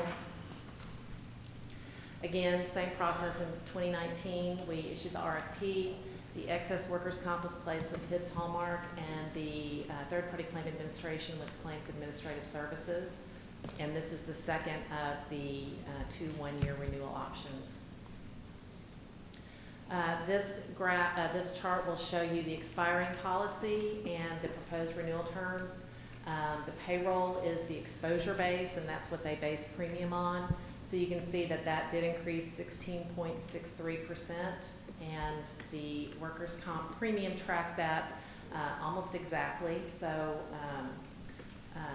not many changes there. The big change came in the retention or the deductible, and you can see fire and police went from $500,000 to $1 million on the city's retention. All other employee classes remains the same at $450,000. And the TPA cost was as issued in the 2019 RFP. Can you explain what that retention means? It's like a deductible. It's what the city's going to pay before the insurance company starts making any payments. So that's a significant increase in our retention, obviously, for fire and police. And that is driven by the expansion of the statutory presumption that certain diseases are work-related for first responders.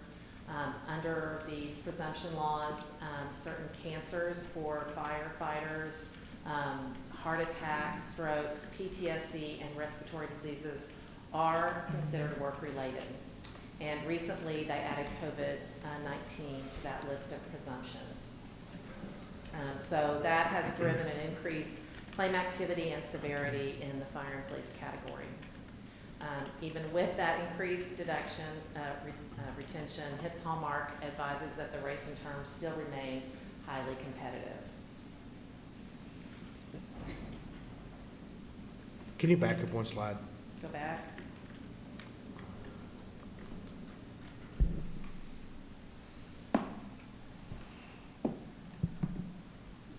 With the presumption deal, does our self-insured, how does all of this work? Where do we?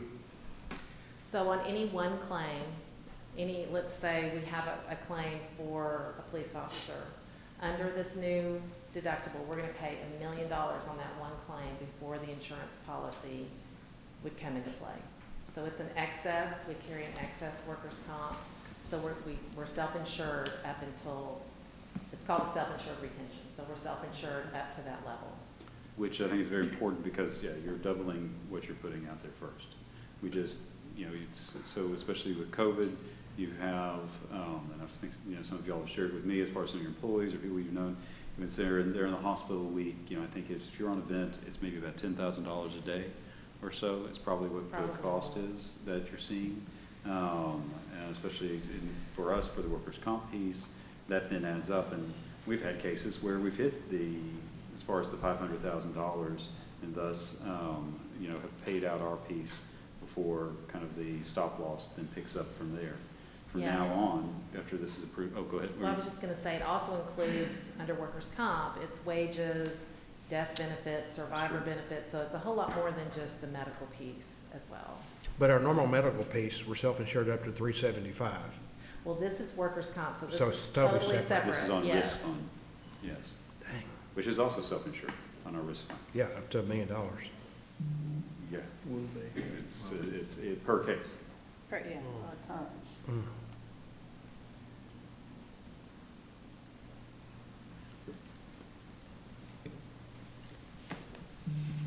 Can't get anything better than that?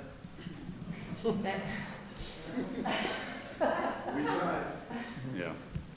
Welcome to, this is, we've had conversations staff-wise about as far as COVID, and we'll have a little bit further discussion with council coming forward, but yeah, the bill comes through. This is what you're seeing. It's just that with this and everything, medical costs and all these type of things. You asked about earlier about storms, and do we pay for the storms that occur throughout the rest of Texas? You're now paying health, risk, all these other pieces, instances, things that you're seeing throughout Texas, the nation, or whatever, locally. The bill is coming due. This is just the start. So each year, you're going to see this because your market's going to tighten.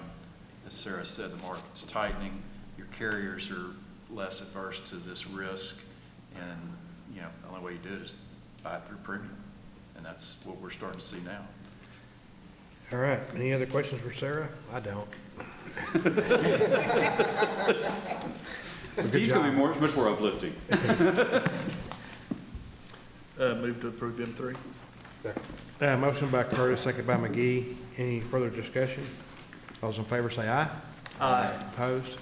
Motion carries. Thanks, Sarah.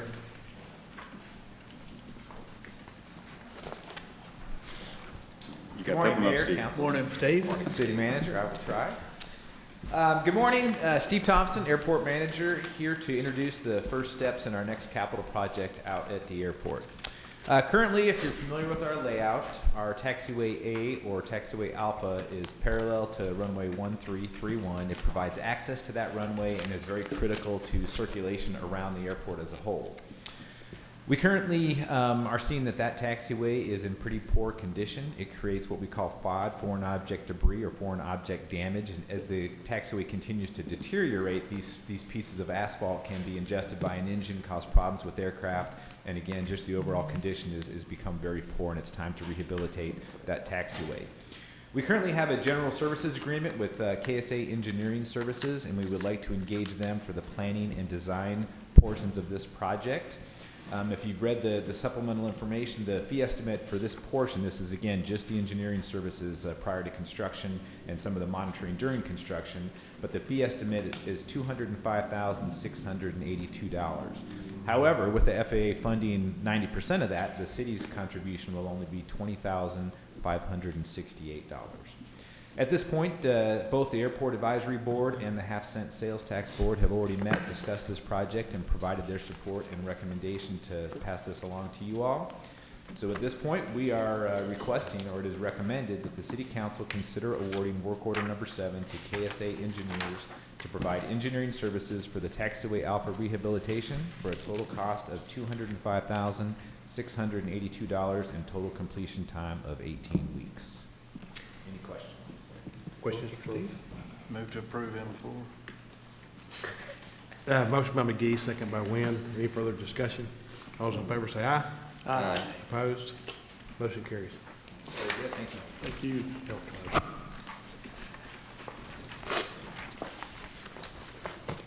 Morning, Regina. Good morning, Mayor and Council. How are you? Good. Great.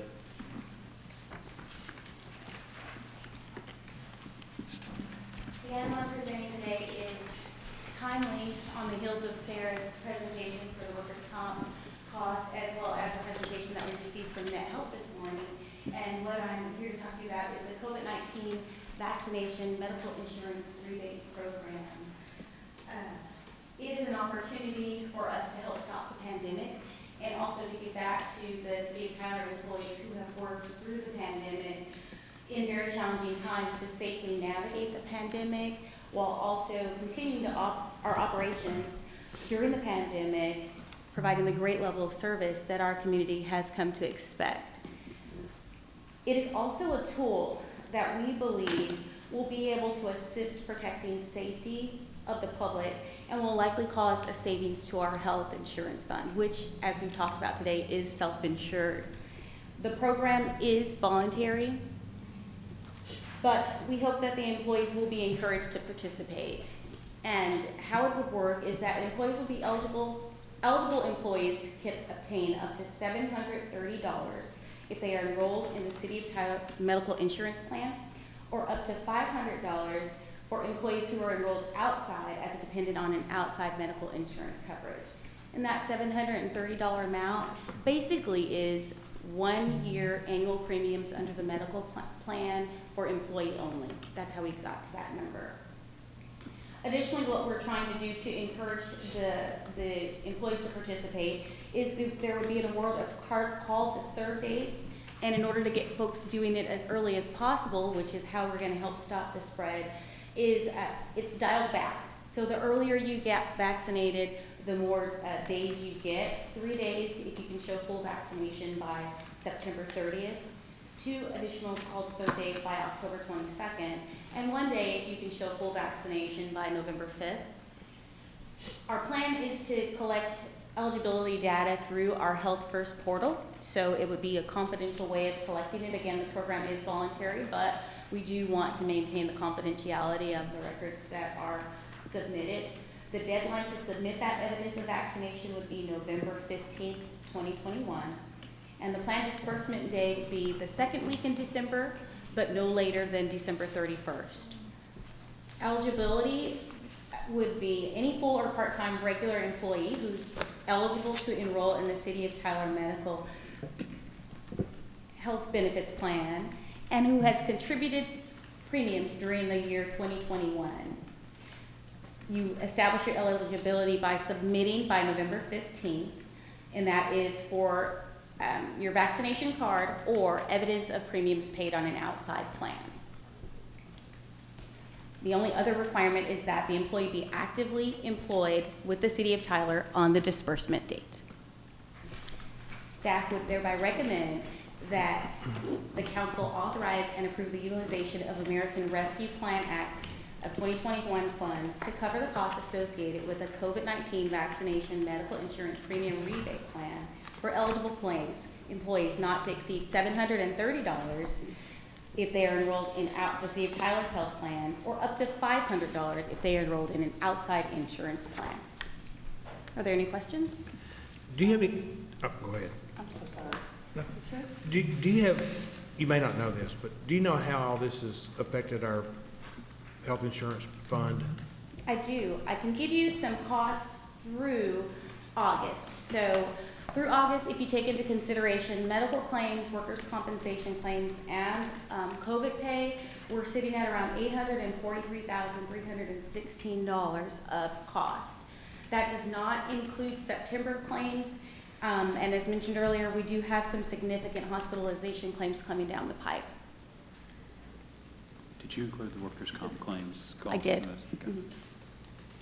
But that's only through August. September would give you a bigger number, but those have not been. Do you think it'll be bigger?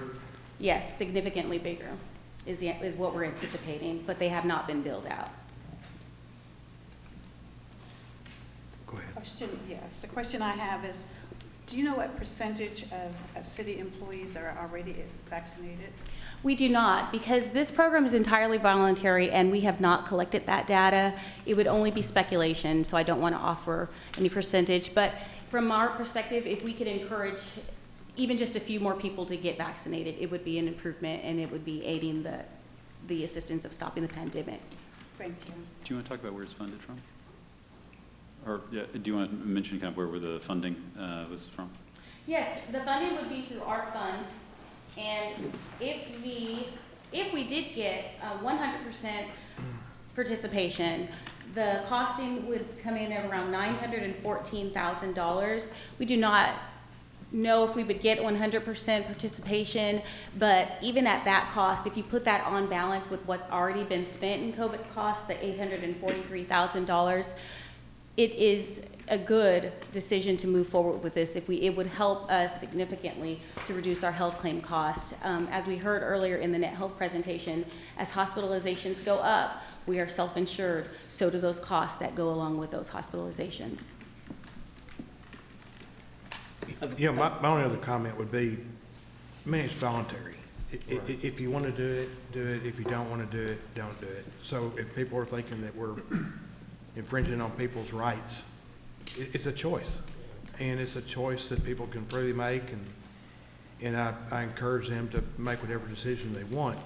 You know, when I watched George's presentation earlier, he said that the City of Tyler was 15% behind the vaccination rate in the state of Texas.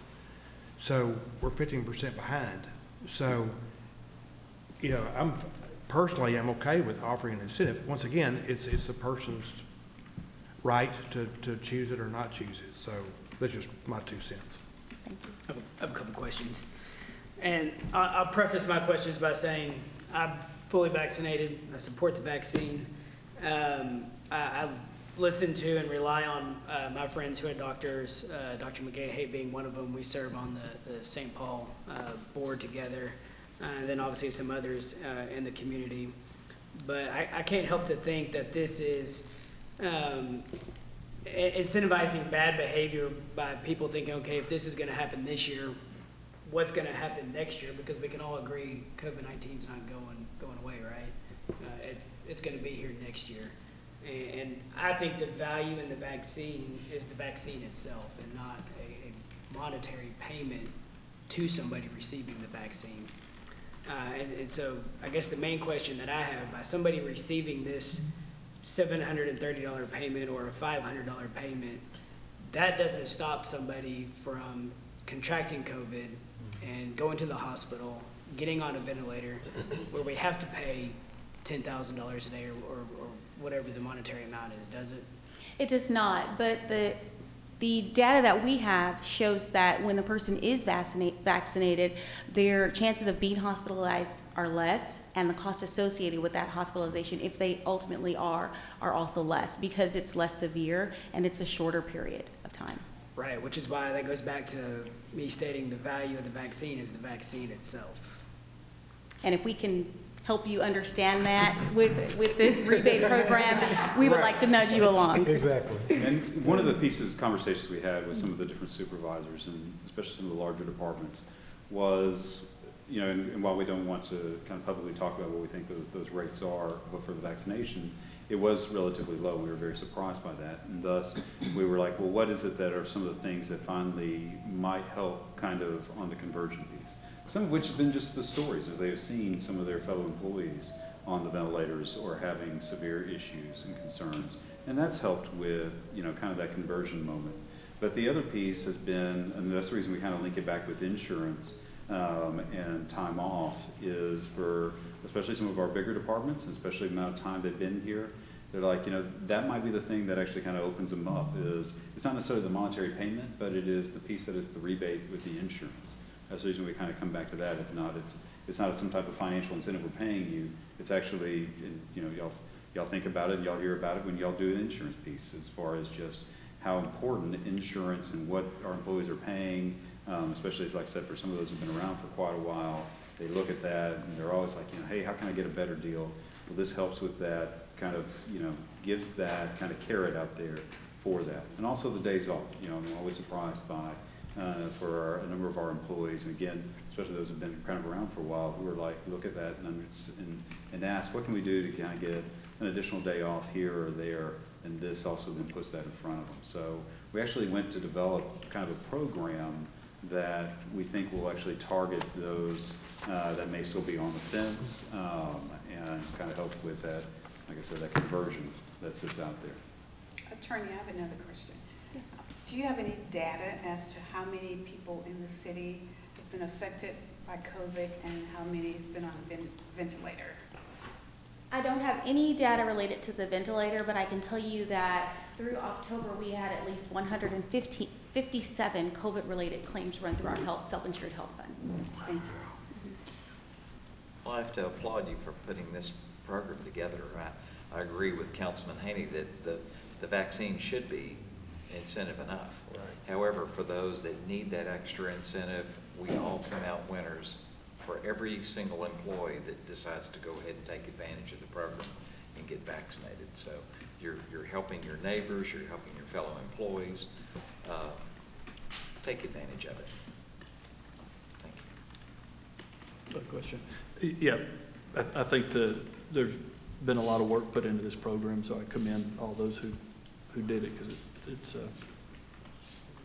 obvious, it's well thought out. My concern is how effective programs like this are, or my question. I know that the school board just did this a month ago. Yeah, I think that's right. Do we have any idea how many people signed up after the program was put in place? Because that's really the key, because, you know, we're not, you know, if I pick a low number, let's say 20% are vaccinated, you know, it's an unknown number. So if 20% are vaccinated, 20% of the 914,000 is a pretty big number. We're going to pay that right off the bat. Everybody who's already been vaccinated gets paid immediately, right?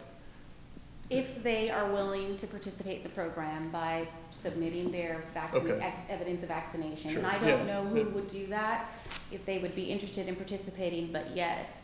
And even if we assume 100% participation, again, that still only gets us to the $914,000 number, where you've already got $848,000 in COVID cost, plus another month's worth coming down the pike that we do anticipate being really pretty significant. Right, so, you know, 20% at the 900, I think it was 4 is what I looked at.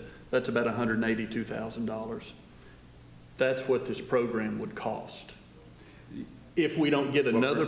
Did you use like the 20% numbers? Yeah, I'm using to a high, you know. Yeah, so and in fact, we built even, you may have, take it back to the call to serve days, if you don't mind, for that slide.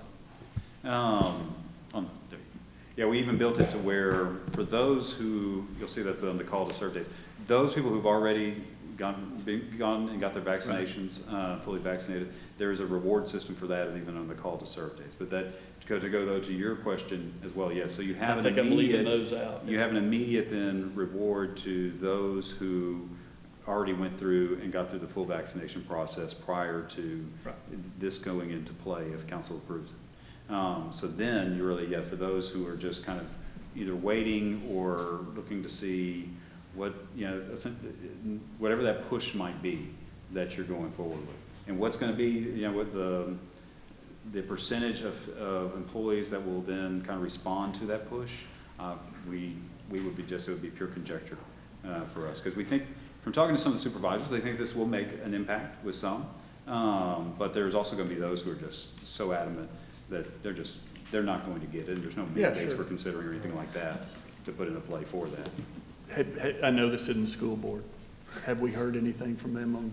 No. I asked and I didn't get an answer. Yeah, I don't know and I don't know how I remember it was like a $500, if you're vaccinated, fully vaccinated, you get $500. And I don't know how they were dispersing that. If they're like us, we actually probably really won't know the numbers until our third party gives those numbers to us on the vaccination. Yeah, whatever the vaccination rate is, I mean, pick the number. The key of this program is it's approved the next day, how many people get the vaccine. Yeah. That's the, or at least by November 15th. Yeah, yes, right. How many people you get that program. If you don't get any, you still have a cost for this program.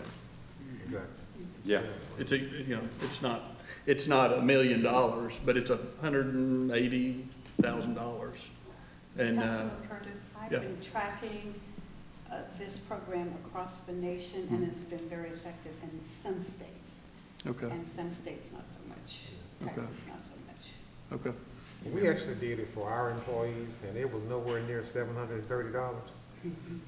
But we actually, the day we rolled it out, we had several employees go get their vaccine, and we gave them, and we've already started issuing out the funds that we were going to give them. So it's just a small incentive, I agree, and we won't know that number, but the goal is to get people thinking about it as another option. And even just discussing this with the departments as we talk to people about what would be helpful, what might work.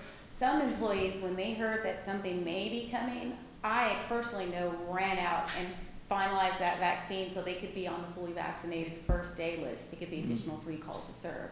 So everything would be speculation as who else would do it. But I think that in some cases it will encourage folks to go along and do it. And one more question, and Councilman Haney may have asked this, but is there any concern starting a program like this that for 2022, when we hit the flu season and it's a flu COVID shot, that we have people say, well, I don't know if I'm going to go get it right now because they're going to end up paying me maybe in 30, 60 days.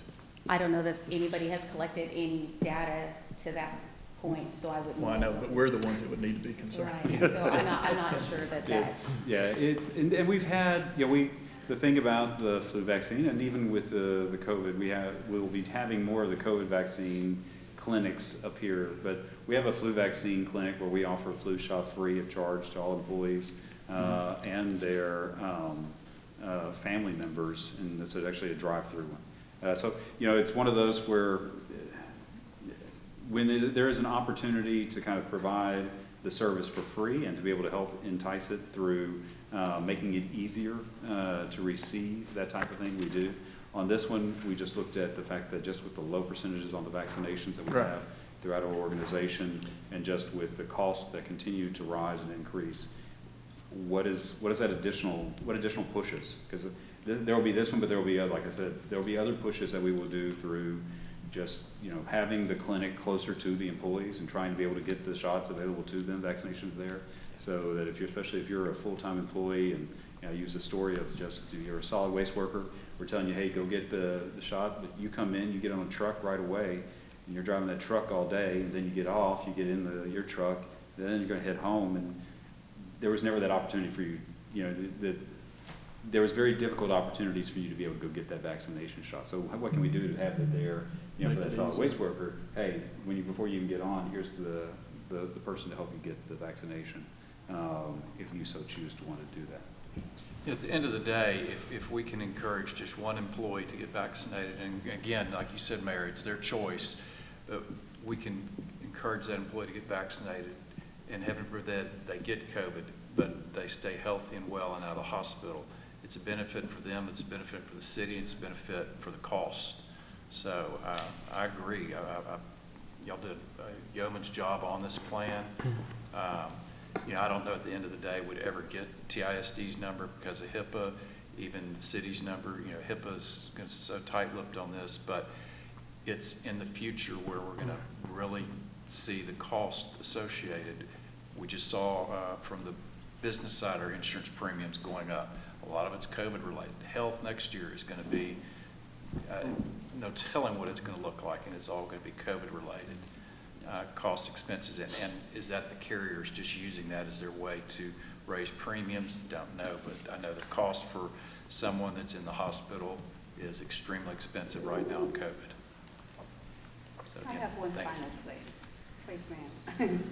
First of all, collecting data does not have anything to do with HIPAA. We can collect data, we just can't give out names and information. And the second part is that, have we thought about putting educational information out? Because there's a lot of misnomer out there as we're out in the community giving the vaccines. A lot of people have information that is not scientifically true.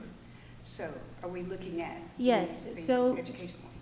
We have had campaigns through the pandemic pushing information related to the pandemic and also vaccinations.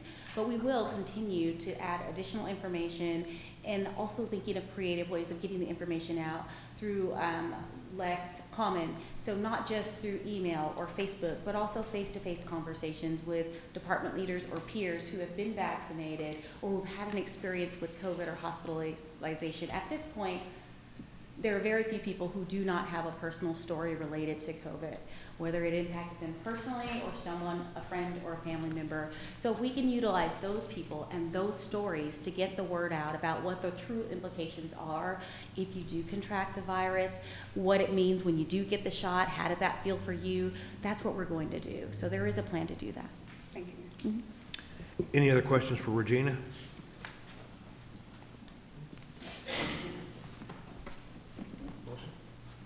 Move to approve and pass.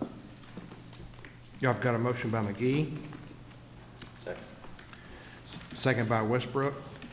Any further discussion? All those in favor say aye. Aye. Aye. Opposed? Nay. 2 nays. Okay. Motion carries. Thank you. We will now move on to the consent agenda. Does anything need to be pulled or approved as is? Move to approve the consent agenda as presented. Second. Motion by Westbrook, second by Curtis. Any further discussion? All those in favor say aye. Aye. Opposed? Motion is approved. City Manager's report. Mayor and Council. Just a few items of note that I just want to kind of bring to everyone's attention. We are accepting applications for city boards and commissions. These will be appointed by the council and serve voluntarily without pay for 2-year terms. The board of commissions that we're currently seeking, and so please kind of help get the word out on this, is Traffic Safety Board, the Tyler Historic Preservation Board, and Animal Care Advisory Board, the Zoning Board of Adjustment, Disability Issues Review Board, and the Industrial Development Corporation. So the members of the city board should generally be City of Tyler residents. You have the discretion to appoint any person that deemed qualified to serve on any particular city board. if they are a resident of Tyler or of Smith County. And so we do have available applications online.